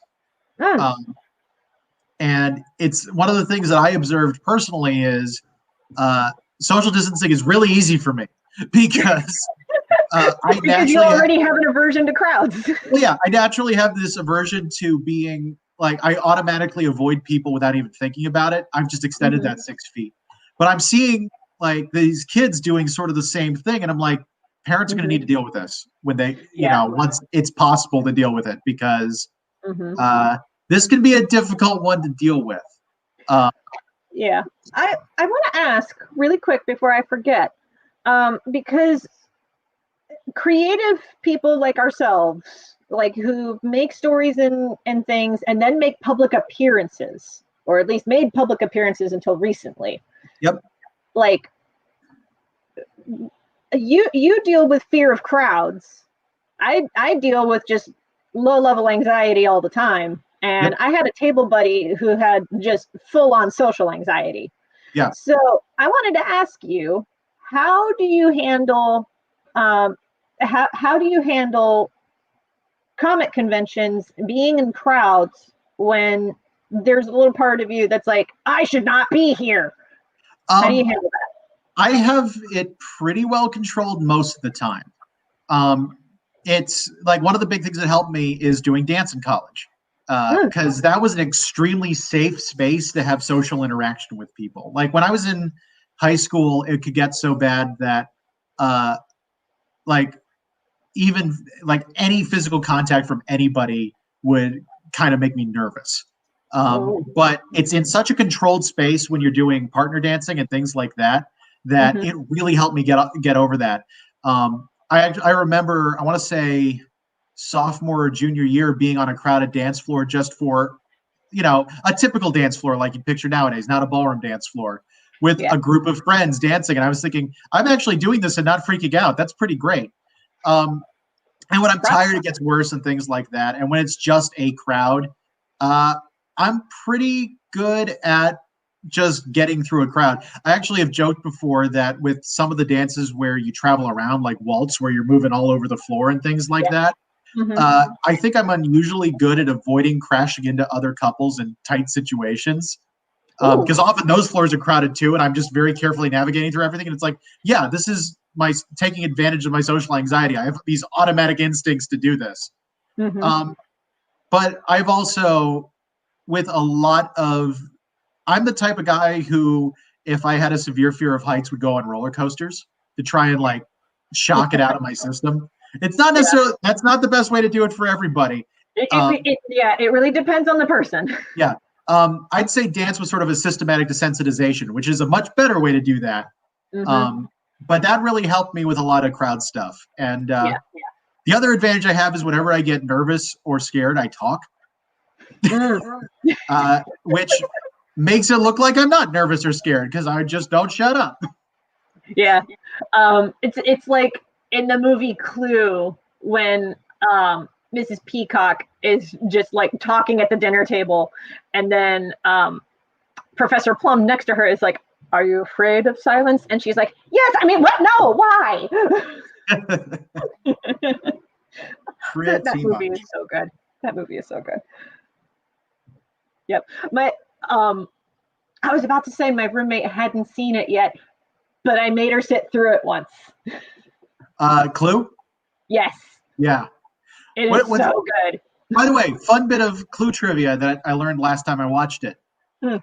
The role of Miss Scarlet, I'm trying to remember the actress's name. Yeah, it was supposed to be played by somebody else. Carrie Fisher. Ah. She went to rehab instead. Oh, okay. Yeah. That's a good reason for Carrie Fisher to drop out. This is true. Yeah. But wouldn't that have been interesting? Like, wait, That would have been. Carrie But Fisher? I do really like the Miss Scarlet that made it into the movie, though. Oh yeah, like that movie is one of the best. If you like comedy and if you like mystery, it's a very good movie to watch. Anna has to scoot, but it was good to see you, Anna. Thank you for joining us. Good seeing you, Anna. Stay safe. Yes, stay safe. Wash your hands. But yeah, another movie, by the way, that's kind of like Clue that you might have fun with is Knives Out. That came out. Oh man, I saw that in theaters. It was so good. I did too. I got very big Clue vibes from that movie when I watched it. Same. So a couple things about that movie that I do want to bring up. Yeah. One, my mom and I loved it. My dad hated it, which I thought was very funny. Because the medicine in it is crap, but it's fine for a mystery. Oh, okay. Actually, what was really funny is I figured out pretty quickly what was going on because the medicine was crap. Like, some of what was happening is like, this doesn't make any sense. But, it was still fun. The other thing, though, and this bothers me, is I'm kind of mad about the billing on it. Oh. Because top billing were Daniel Craig and Jamie Lee Curtis. Neither of whom was the main character. Oh yeah. They're basically like supporting actors. They really are. Like Daniel Craig, there's an argument, but Jamie Lee Curtis, Jamie Lee Curtis is awesome. I want to start with that. She is, but she doesn't get a lot of screen time. She was a fairly minor character in this movie, so it's weird giving her top billing over the actual star of the movie, who is, and the whole reason is that the star was comparatively unknown, at least compared to those two. I apologize, I'm blanking on her name. I'm actually going to look it up right now because I don't want to. Yeah, I don't remember the lead actress's name. They did pick a good lead, and it was very good. I love the story that they crafted around it, but yeah. But because she hasn't been in much of the press, I forgot about it. I'm trying to remember if she got billing above Chris Pine. It's Chris Pine, right? Evans? I get the Chris's mixed up. It's Chris Evans. Chris Evans. Thank you. Yeah. Ana de Armas is her name. What was it? Ana de Armas. Oh, okay. Here. Yeah. I'm going to put it in. You know what? I'm putting it in the private chat. Oh my gosh. Okay. Because it's hard. I hate to say it. I may be saying the name wrong, but I want it to actually get written. Ana de Armas. Yeah, because she did a great job. The only other thing I will say about the movie also is if you have emetophobia, trigger warning. A what phobia? Emetophobia. I have friends with this phobia where they have a severe phobia of people throwing up. And it's kind of there's a lot of that in this movie. There's a decent amount of that in this movie. I don't want to scare. It's a plot point. Yeah, it's a plot point. And honestly, like this was where I had to suspend my disbelief for this movie because, like, up until the reveal of the main character's reason for throwing up, I was like, okay, I can see this being fairly realistic. And then it was revealed, she feels the compulsion to throw up anytime that she lies. I honestly, part of the reason this movie was fun is it had that old school, we don't care if it's realistic, we're just going to tell the story. Yeah. Feel, which Clue had too. Like, that was part of the fun of Clue. Yeah. My favorite part of Clue, and it's one of those things that I didn't appreciate until I saw it when I was much older, is how when the first murder happens, everyone's freaking out. And at the end, by the end, when the maid's been killed, and they just walk in and look at her. Yep. And then they walk turn back out. And walk back out. That is my favorite moment in that movie because that is pure comedy. My favorite one-liner is when Colonel Mustard looks into the study and he's like, just checking. And he's like, everything all right? Yep, 2 corpses, everything's fine. And then he walks away. Yep. There's so much that's good about that movie. But yeah, Yeah. Knives Out definitely gives you that like Clue vibe in that regard, where it's like, oh yeah, after a point you suspend your disbelief because people are in these like scenarios that like they really probably aren't real, but Yeah. it's believable because of how the characters are constructed. And one of the things that also made it fun is it actually felt like an original movie and that's something we're not seeing as much these days. Well, right. Yeah. So much stuff is adaptations or remakes nowadays, and it's kind of sad. Like, I don't want to say any one decade did this better than any other, but I'm using the 80s as an example here. There were so many really creative movies that came out in that time period. And like 80s and even some of the 90s, like you had Ghostbusters. That was a crazy movie. That was. And it was also a genre mashup it mashed up two genres that up to that point had not been mashed together. Right. Highlander. Highlander is an insane movie, and I can't believe more stuff like that hasn't been made because I love that movie. I have yet to see it. Just to because I'm mentioning it, and I want to honor it. R.I.P. Sean Connery. Oh yes, I heard about that this morning, and I'm like, fucking 2020. Pardon my French. Yeah, but so much. But yeah, like they had all these movies that were just incredibly creative, that were taking risks because people were like, this idea has not actually been done before. What's going to happen with it? Yeah. Although speaking of 80s and creative ideas, one movie that I really wish had not been had not been as kneecapped as it had, The Black Cauldron from Disney Studios. So I don't think I've seen that one actually. The original scenes. I've read the book. Yeah. I will tell you right now, it only borrows like broad themes from the original book series, and there's actually like some. I can see that. I don't know how Disney would make The Black Cauldron like. Creepy. It is a seminal Halloween movie. I will say that. Was Don Bluth involved with that? No, I believe he'd already walked out, but Tim Burton was involved. Really? That's interesting. Because here's the thing. Yeah. Go ahead. Either of those creators not working for Disney could have made an awesome version of that movie. Yeah.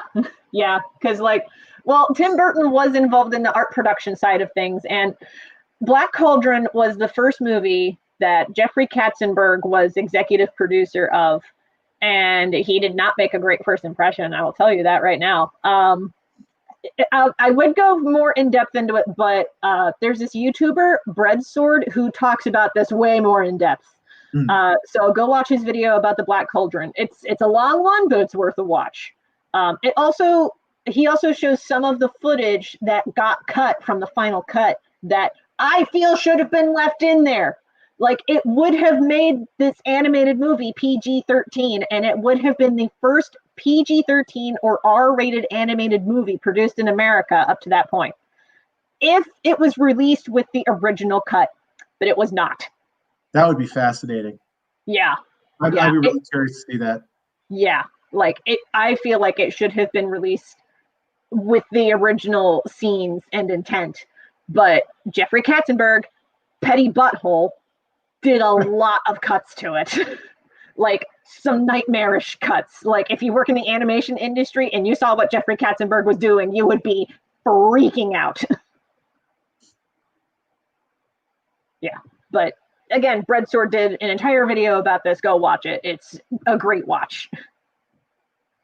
That's interesting. What? Sorry, I was looking up something on Knives Out, and it looks like they're making a sequel. Oh, neat. That'll be cool. By the way, that would be interesting to see how they go about it. Some of what you were talking about, do you know some of the trivia behind the direction of Knives Out and things like that? I know that the director of that movie directed the second of the new Star Wars movies. Yeah. And part of the reason he wanted to make Knives Out was because he wanted to implement twists because the way that he implemented twists in Star Wars made everybody angry at him, and he was like, no, give me a second chance with Knives Out. I will show you how to actually do it. And then he actually did it, and people loved it. Well, what's also really funny, first off,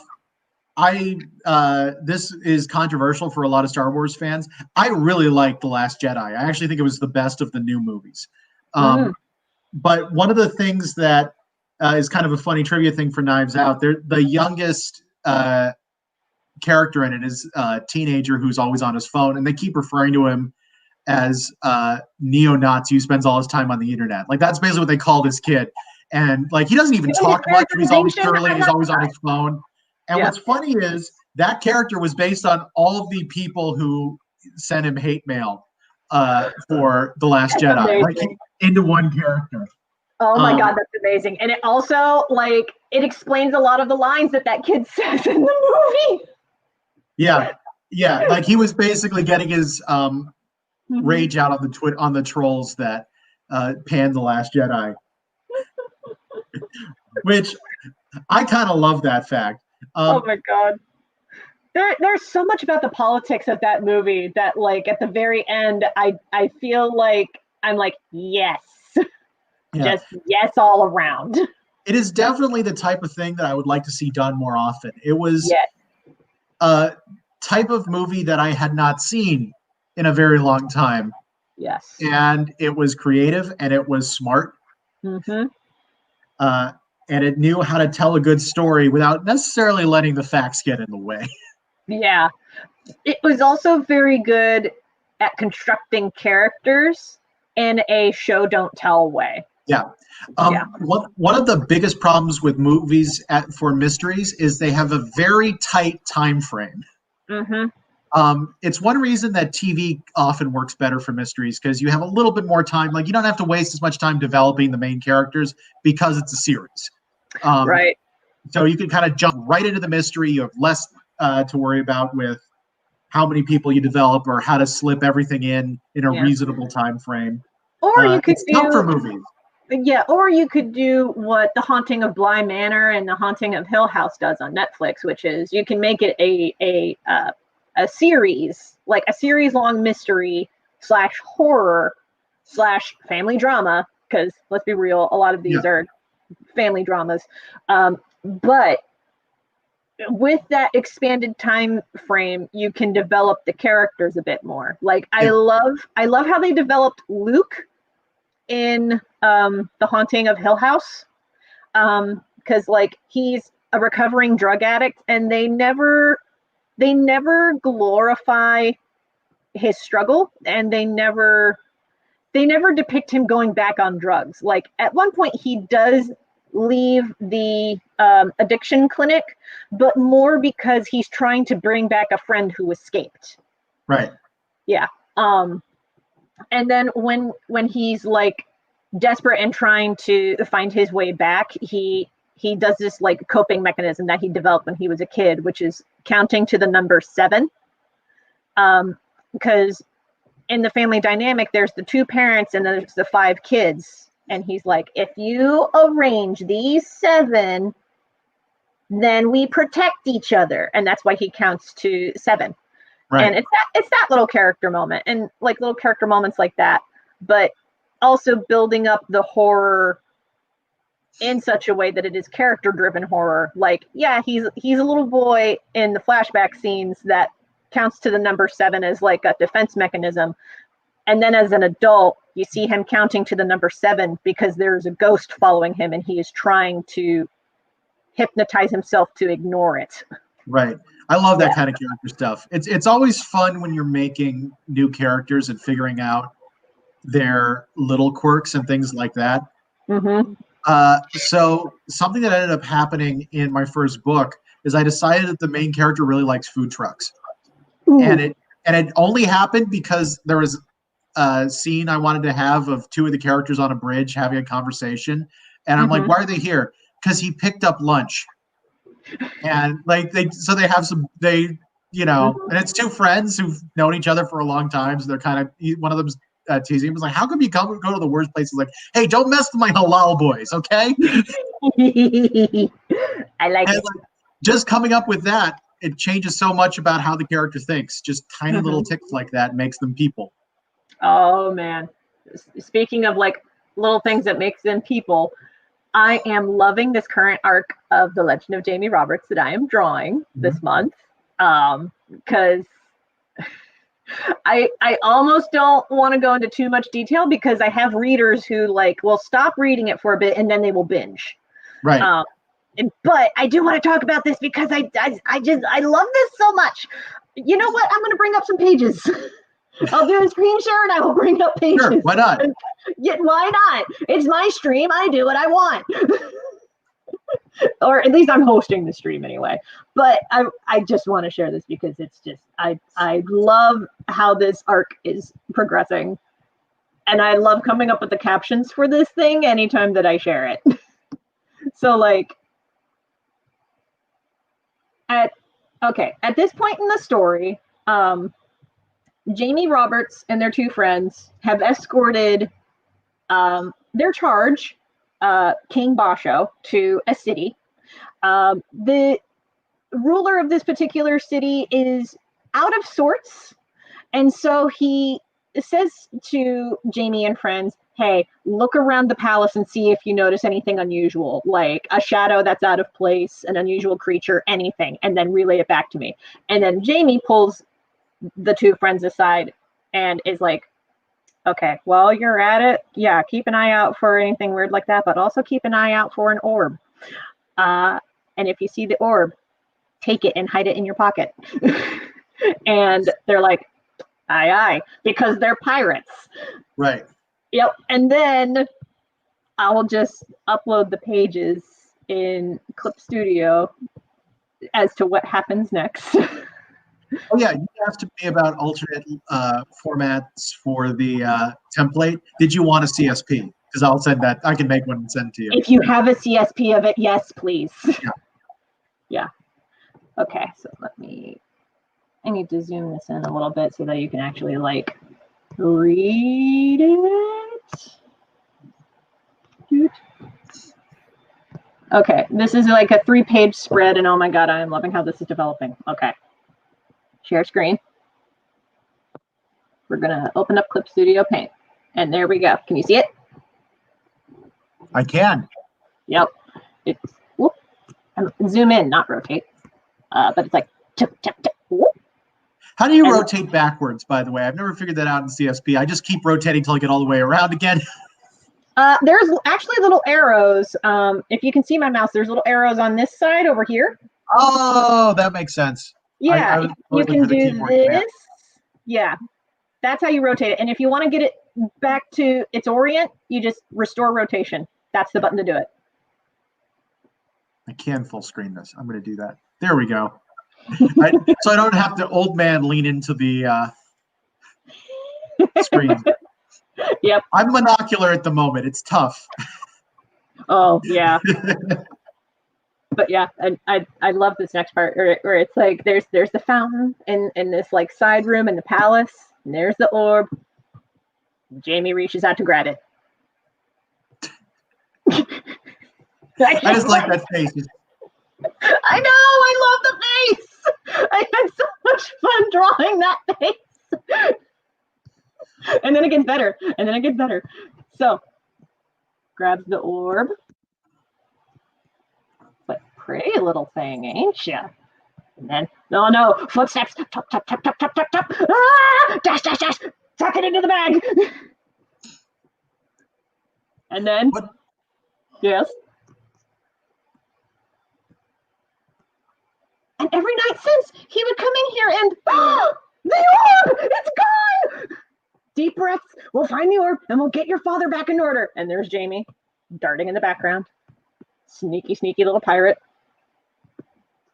Hey, ah! And that's where the story's at right now. That is fun. I love this arc. It's just Jamie being a pirate and stealing something that they probably shouldn't, but they're going to anyway. So, delicate art question for you. Yes. So this is something that I've had had to be a little careful with for printing purposes because things often print darker. Have you tested the skin tones on the woman in the top panel? Because I'm always careful with darker skin tones when it comes to printing because often they print out and become hard to read. Yeah, I have not done any test prints yet. Right now, this comic is just online publication only for the time being. Yeah, I'm not going to worry about it unless or until I start doing test prints. Once I start doing test prints, I will play with the skin tone a little bit. At the same time, I don't want to do too much because skin lightening is a legit issue. Yes, absolutely. That's why I'm saying it's a delicate issue. Yes.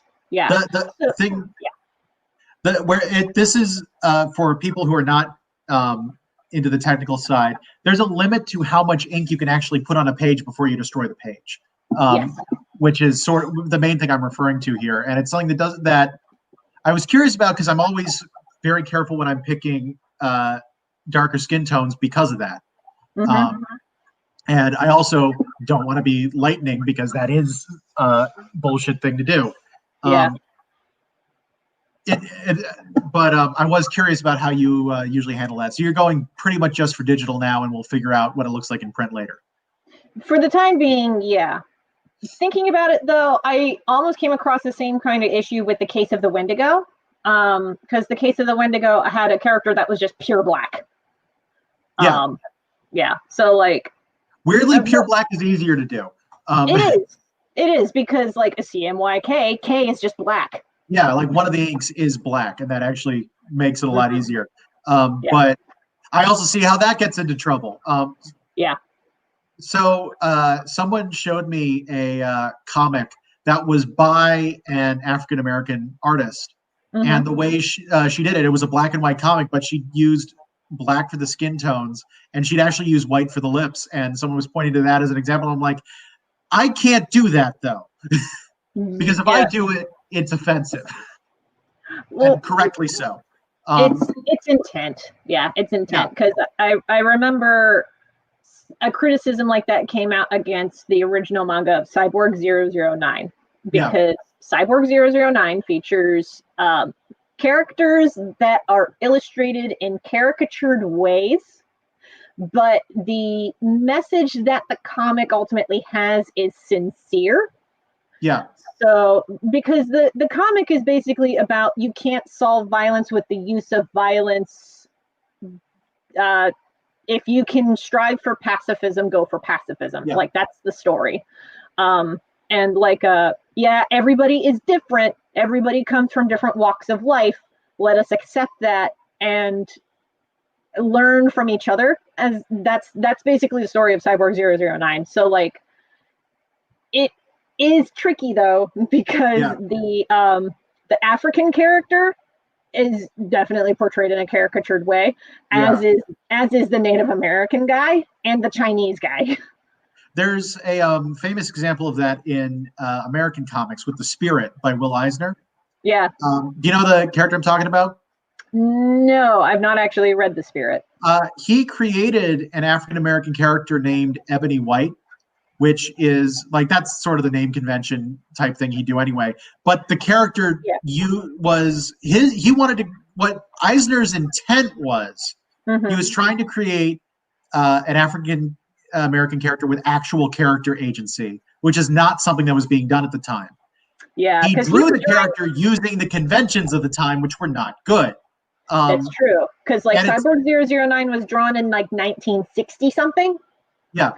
And Will Eisner was making comics back in the 40s and 50s. Like I think The Spirit started in the 50s or 60s, if I'm remembering correctly. But and the thing that's interesting is he later in his life apologized for this character, because he's like, I was well intentioned, but I did it badly. And it's an interesting example. Like, you know, it's important to be very, very careful when dealing with any of these issues, because you're always a little worried about what it's going to look like in hindsight. Yeah. I will say, speaking of like things that I did in the past that, like, looking back on it, I would have done it differently if I could do it again. Yeah. the plot of the Case of the Wendigo, if I had the time and the energy to go back and redo it, I would replot the thing. Because Wendigos, like the original mythos behind why the Wendigo even exists is fascinating and interesting and is not touched on at all in the Case of the Wendigo. If I were to go back and do it again, I would find a way to plot the story in such a way that the Wendigo myth is not only more relevant, but is portrayed in an interesting way. Because the original reason why the Wendigo even exists as a myth is because it was a Native American commentary on American capitalism. Really? Yeah, because Native Americans came up with the Wendigo as a monster representing American capitalism.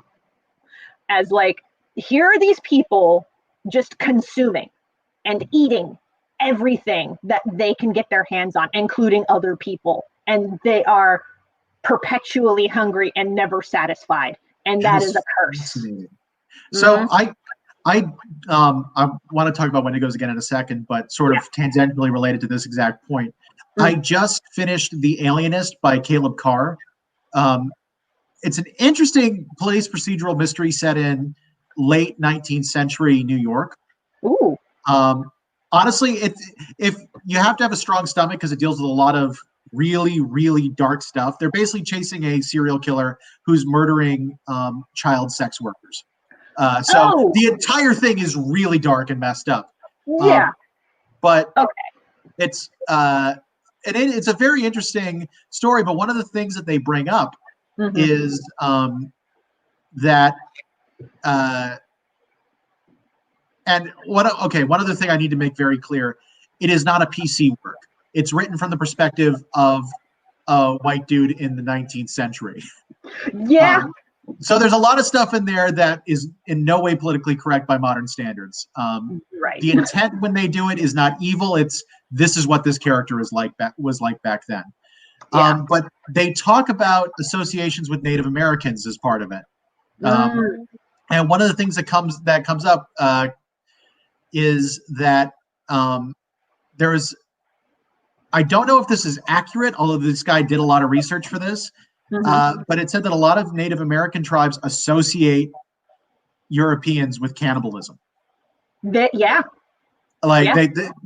And they were like, wait, and the person who was told this is like, wait, why? And they're like, I mean, you've heard of the Donner Party, right? That apparently doesn't nothing like that happens in Native American communities. No. According to this book. Again, I haven't researched this era or anything. But it was interesting seeing that perspective because it immediately made me think of the Wendigo myth, which I'd always heard explained as sort of Native American cautionary tale against cannibalism. Yeah, which that's almost like a more direct way. But as with most things with Native American myths, there's a lot more abstraction to it as well. Sometimes a squirrel is just a squirrel. Other times a squirrel can be a representation of something much larger. Right. One of the other things that's worth bringing up, we both made Wendigo comics a while back. Oh, yeah. The Wendigo came up as a possibility with this cryptid anthology, and it actually, we made the decision not to, because I was informed that this is actually something that First Nation people kind of want everyone else to kind of stop talking about, because it's less of a, like, I pictured a Wendigo as a cryptid. It's more of a religious traditions type of story for a lot of First Nation people. I might be putting that badly again. I've heard this sort of third hand, but at the same time, we decided this is one we can skip because it's apparently an issue. A little that might help with some context for this. Speaking as somebody who studied African art history for 2 semesters when I was in school.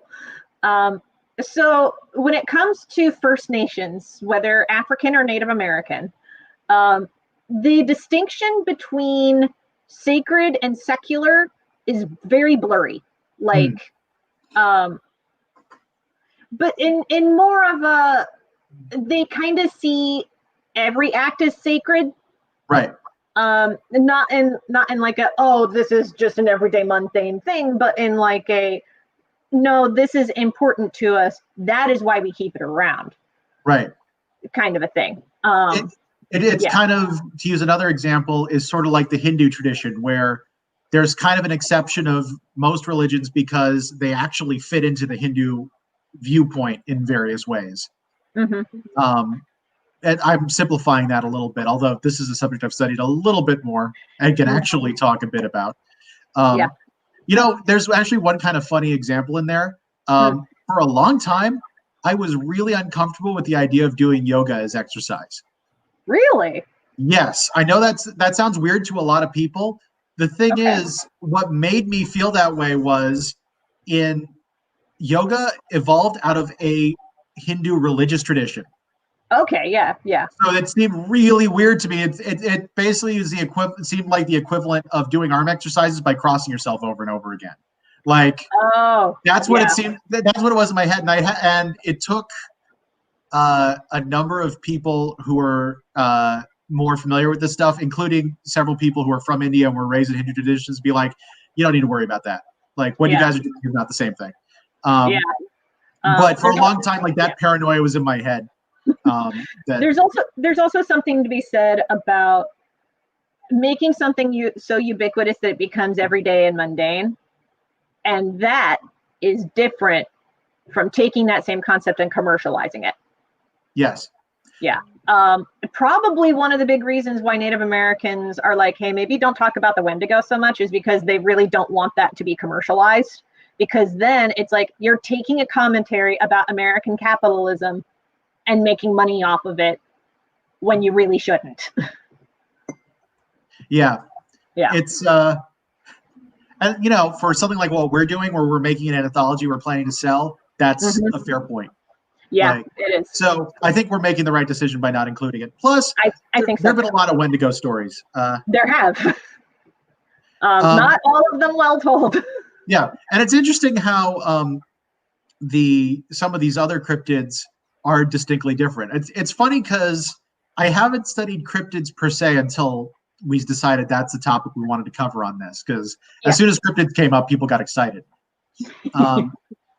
And it's interesting how, like, I feel no qualms doing my story about the chupacabra, because I've done research on the story of the chupacabra, how it came about, and I really don't think there's a cultural appropriation issue with it. But it did originate in Puerto Rico, but like, there have been accounts of it in many different places, and they do seem to be mostly physical and anecdotal in a way that not the case with something like the Wendigo. Yeah. You know, one of the reasons I wanted to tackle the Mothman was because I came from a neck of the woods that was close to where Mothman originated. And going to as many local conventions as I did, I came across a lot of people who were really into cryptids, and so were really into Mothman, and especially the Flatwoods Monster. Flatwoods Monster is another West Virginia cryptid staple. Incidentally, there's a monster design in Legend of Zelda Majora's Mask that is based on the Flatwoods Monster. The giants? No. If you go to, I think it's Lon Lon Ranch, I think that's what it's called in Majora's Mask. But if you go to the ranch, my roommate just went, yes. But if you go to Lon Lon Ranch and you do the mini quest that's there, the mini quest that's there is about, you have to rescue cows from aliens. Yes, this is a thing in Majora's Mask. The aliens look like the Flatwoods Monster. That's interesting. Yeah. That's what it's supposed to look like. So, funny story. A friend of mine was playing through Majora's Mask a while back for the first time. He never played it before. Oh boy. And this has gone too far, I can't take it anymore moment was having the aliens show up at Longline Ranch. I love that was the moment where he was like, I can't do this. This is too ridiculous. Anytime Majora's Mask comes up, he starts screaming, "Why are there aliens in my Zelda?" Which is so weird to me because I remember as a kid playing Majora's Mask and being like, yeah, whatever, there's an alien section. Like, it didn't bother me at all. Yeah. I guess it was just too mind-boggling of a genre mashup for this friend to comprehend. Yeah. Majora's Mask is one of those games that I feel like I didn't care for as a kid, and when I got older was like, this is actually a really smart game. Yeah. If I can get over my fear of time limits, I will give it a shot. But when it comes to video games, I do not like time limits. Yeah, I get that. Yeah. One important thing to know is that you can dramatically extend the time limit. Mm-hmm. Yeah, because like there's a song that like slows time down, and then there's a song that puts you back at the start of the 3-day cycle. Yeah, it's less stressful than you'd think, and the main thing that's interesting about it is how you get to deal with a recurring schedule. Mm-hmm. The real fun is when you decide it's time to beat the game. I always do a playthrough where I try to fix every single problem I can before I beat the game in that one time iteration. Yeah. It's sad because there's at least one problem that you have to let happen in order to fix all the other problems. Okay. Is it the engaged couple where the one guy gets turned into a kid? Yeah. In order to help them, you have to let a little old lady be robbed. Oh yeah, that's right. You also have to do that particular mini quest twice in order to get a heart piece in another separate. Yeah. But it's very cool to me when you have that kind of recurring schedule set up. It's kind of like the only games I can think of nowadays that kind of do that are the Persona games, which have a point and click version of that. Yeah. But I don't know. It was an interesting mechanic, especially considering that they were just like, let's make one more game with these assets before we're done. Yeah. I mean, there were a lot of reasons why Majora's Mask was built the way that it was, but that's actually talked about in a Some Call Me Johnny video about the subject. So check that out on YouTube. It's funny because growing up, Ocarina of Time was one of my favorite games. I remember getting to college and having someone tell me that they liked Majora's Mask better, and I was appalled. And that particular friend is a guy named John Portable, who's about to release an album of music on. Yay! Yeah, he actually. Yeah, I got a friend plug. I've been doing his title cards for a while on his podcast, and I'm also doing the title cards for the singles he's released for this. He just released a single called "Good Trouble," which is basically a protest anthem. Ooh. Yeah. I dig it. Actually, you know what? I'll see if I can find a link to it. While I'm thinking about it, shout out to the Chicks because they changed their name from the Dixie Chicks to the Chicks. Shout out to them. They released a like entry, but they released a protest anthem, and I love it. So shout out to them for that. Wow, that felt weird. So many faces. But yeah, I've listened to early versions of all this stuff from John. It all sounds pretty awesome. Nice.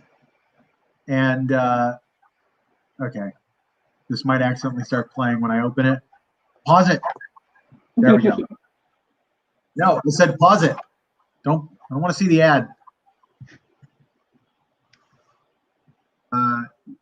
Are you going to do a screen share?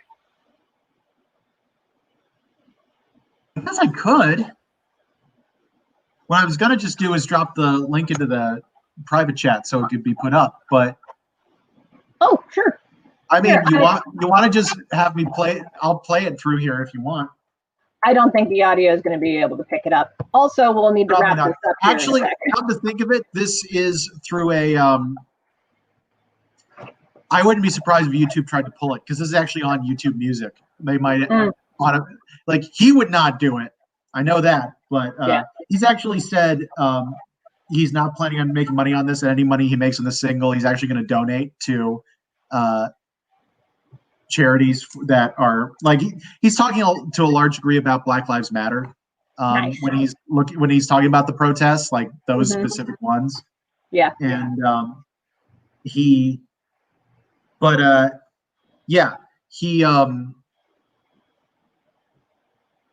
sorry. Words, exactly. But he said he would donate to those groups accordingly instead of making money off the single. Shout out to him for that. I just posted the link to the video in the chat. I will highlight the comment, even though you really can't click the screen to click on the link. But the link is in the chat. And I will also show you the title card because that I can do because I made it, and like John doesn't like it, he can eat it. Again, he's a very old friend. Okay. I can get away with this stuff. And adding it, and there we go. The album's called Stages, so it's going to have that type of theme for everything. Very nice. But yeah, that's what I've been doing this past week. That's fair. I have been putting my coffee page together and fixing some things, changing language a bit, and also setting up rewards. Link at the bottom of the screen if you want to check out my coffee page, or Ko-fi. I'm gonna start treating the pronunciation of coffee/Kofi as like how Critical Role treats the pronunciation of Dalin's Closet,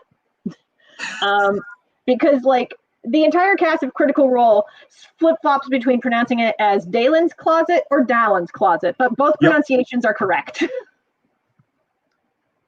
So like that's how I'm going to treat pronouncing the word coffee or Kofi. That makes sense to me. Like it's weird to me that it's because the one advantage of saying Kofi is people know what you're talking about. Yeah.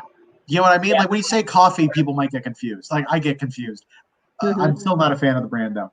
Not the service, the brand. Oh, well, I mean, they'll address that, but yeah, I do really like Kofi right now. So. I always want to make it clear that like I have no problem against Kofi as a product. It seems like it's doing a pretty good job. I am very picky about brand issues whenever I see them. Like, but I'm sure, like you said, they'll probably figure it out at some point. It was like Facebook was the Facebook for a couple years before they fixed that. Yeah, and it's like how Dunkin' Donuts is now shortened to Dunkin'. Dunkin', yeah. Yeah, Dunkin'. But yeah, I'll mention this about the Ko-fi page, because we were talking about story ideas. So what I want to get funded with Ko-fi right now is The Legend of Jamie Roberts and Julia. I don't think I've told you about Julia yet. I don't think you have. Yeah. So Julia is my retelling of the story, The Little Mermaid, with a few, more than a few different changes. For one thing, the mermaid does not die at the end. Because when I read the original short story by Hans Christian Andersen, I did not like that. I understood why he had that ending. I understood why he put that in there. Still did not like it. I felt like that was not the fulfillment of the character arc that the character deserved. So, I'm sorry. So there's a show I was watching when I was back home called Shakespeare and Hathaway. If you like goofy mysteries, highly recommended. It's basically about a pair of private investigators in England. It's very silly. There's a lot of Shakespeare references worked in there just for fun. Okay. But there's one where there's an actress playing Juliet in a new production of Romeo and Juliet who's getting death threats. And they think part of the reason is that she's forced them to rewrite the ending. Oh. And it's great because they actually show the ending at one point where after Romeo poisons himself, she sits up. Like there's the whole scene where she tries to drink the poison and can't, takes a knife. She's about to stab herself. She's like, wait, why am I stabbing myself over a man? I'm a strong, independent woman.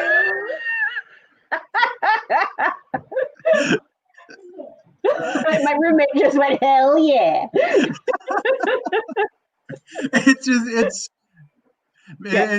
It's a very funny how they handle it because I've simplified it, but they make it the tackiest possible way of doing something like that. Yeah. It's with Julia, really funny. With Julia, I wanna have it be like way more character driven. Yeah. Like, she becomes human, but she has her own personal reasons for becoming human. Like the original fairy tale tried to play up, oh, she wants to become human because she doesn't want to be a mermaid anymore. And then when Disney took it, they were like, they had a little bit of, oh, she doesn't want to be a mermaid anymore. She wants to be where the people are. Right. But then they threw in a prince, and it's like, that's my new trajectory. And it's like, so another twist that I'm doing with Julia is that Julia does come across the prince, but she does not know that it is the prince.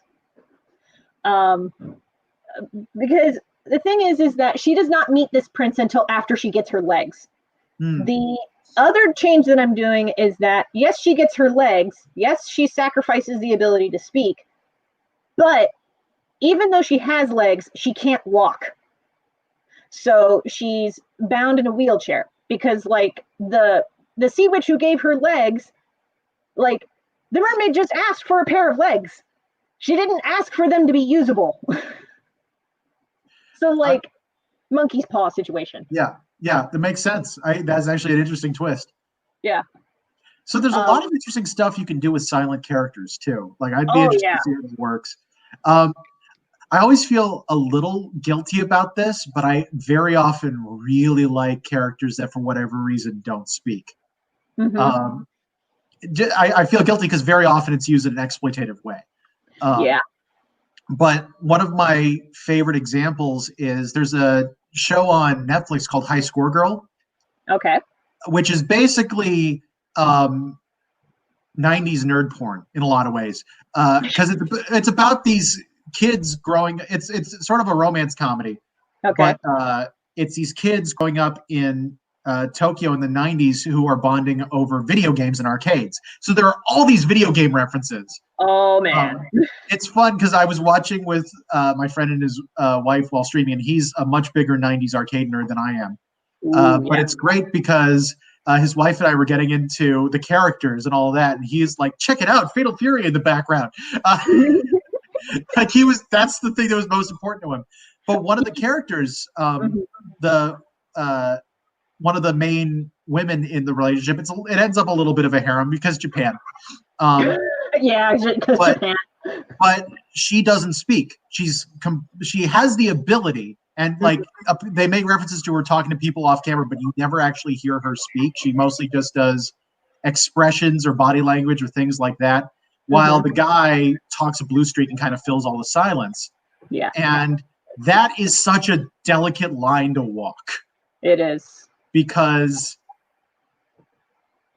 a big part of why they do it is she has very little agency in her real life, and part of why she likes arcades is because it's an escape for her. She's kind of in a dynasty family and is being raised by tutors and all this kind of stuff. And this is her escape, and she doesn't really vocalize it, but the animators have done such a good job with her body language and interactions that it kind of works. Like, these two end up communicating without her needing to talk. Definitely worth checking this series out. I think it does a pretty good job with a lot of this. What was the name of the series again? High Score Girl. High Score Girl. Okay. Yeah. I'm going to have to check that out. It's a lot of fun. It's very funny. It's especially great if you were into 90s fighting games, because that's what a lot of stuff is based around. Your friend may also like the Critical Role crew does a show called Mame Drop, where they play games from their meme cabinet. And there's so many of them that are from the 80s and the 90s. I need to look this up because, oh yeah, I remember that. That was a while ago. Yeah. I had to remember what a meme cabinet was for a second. Yeah.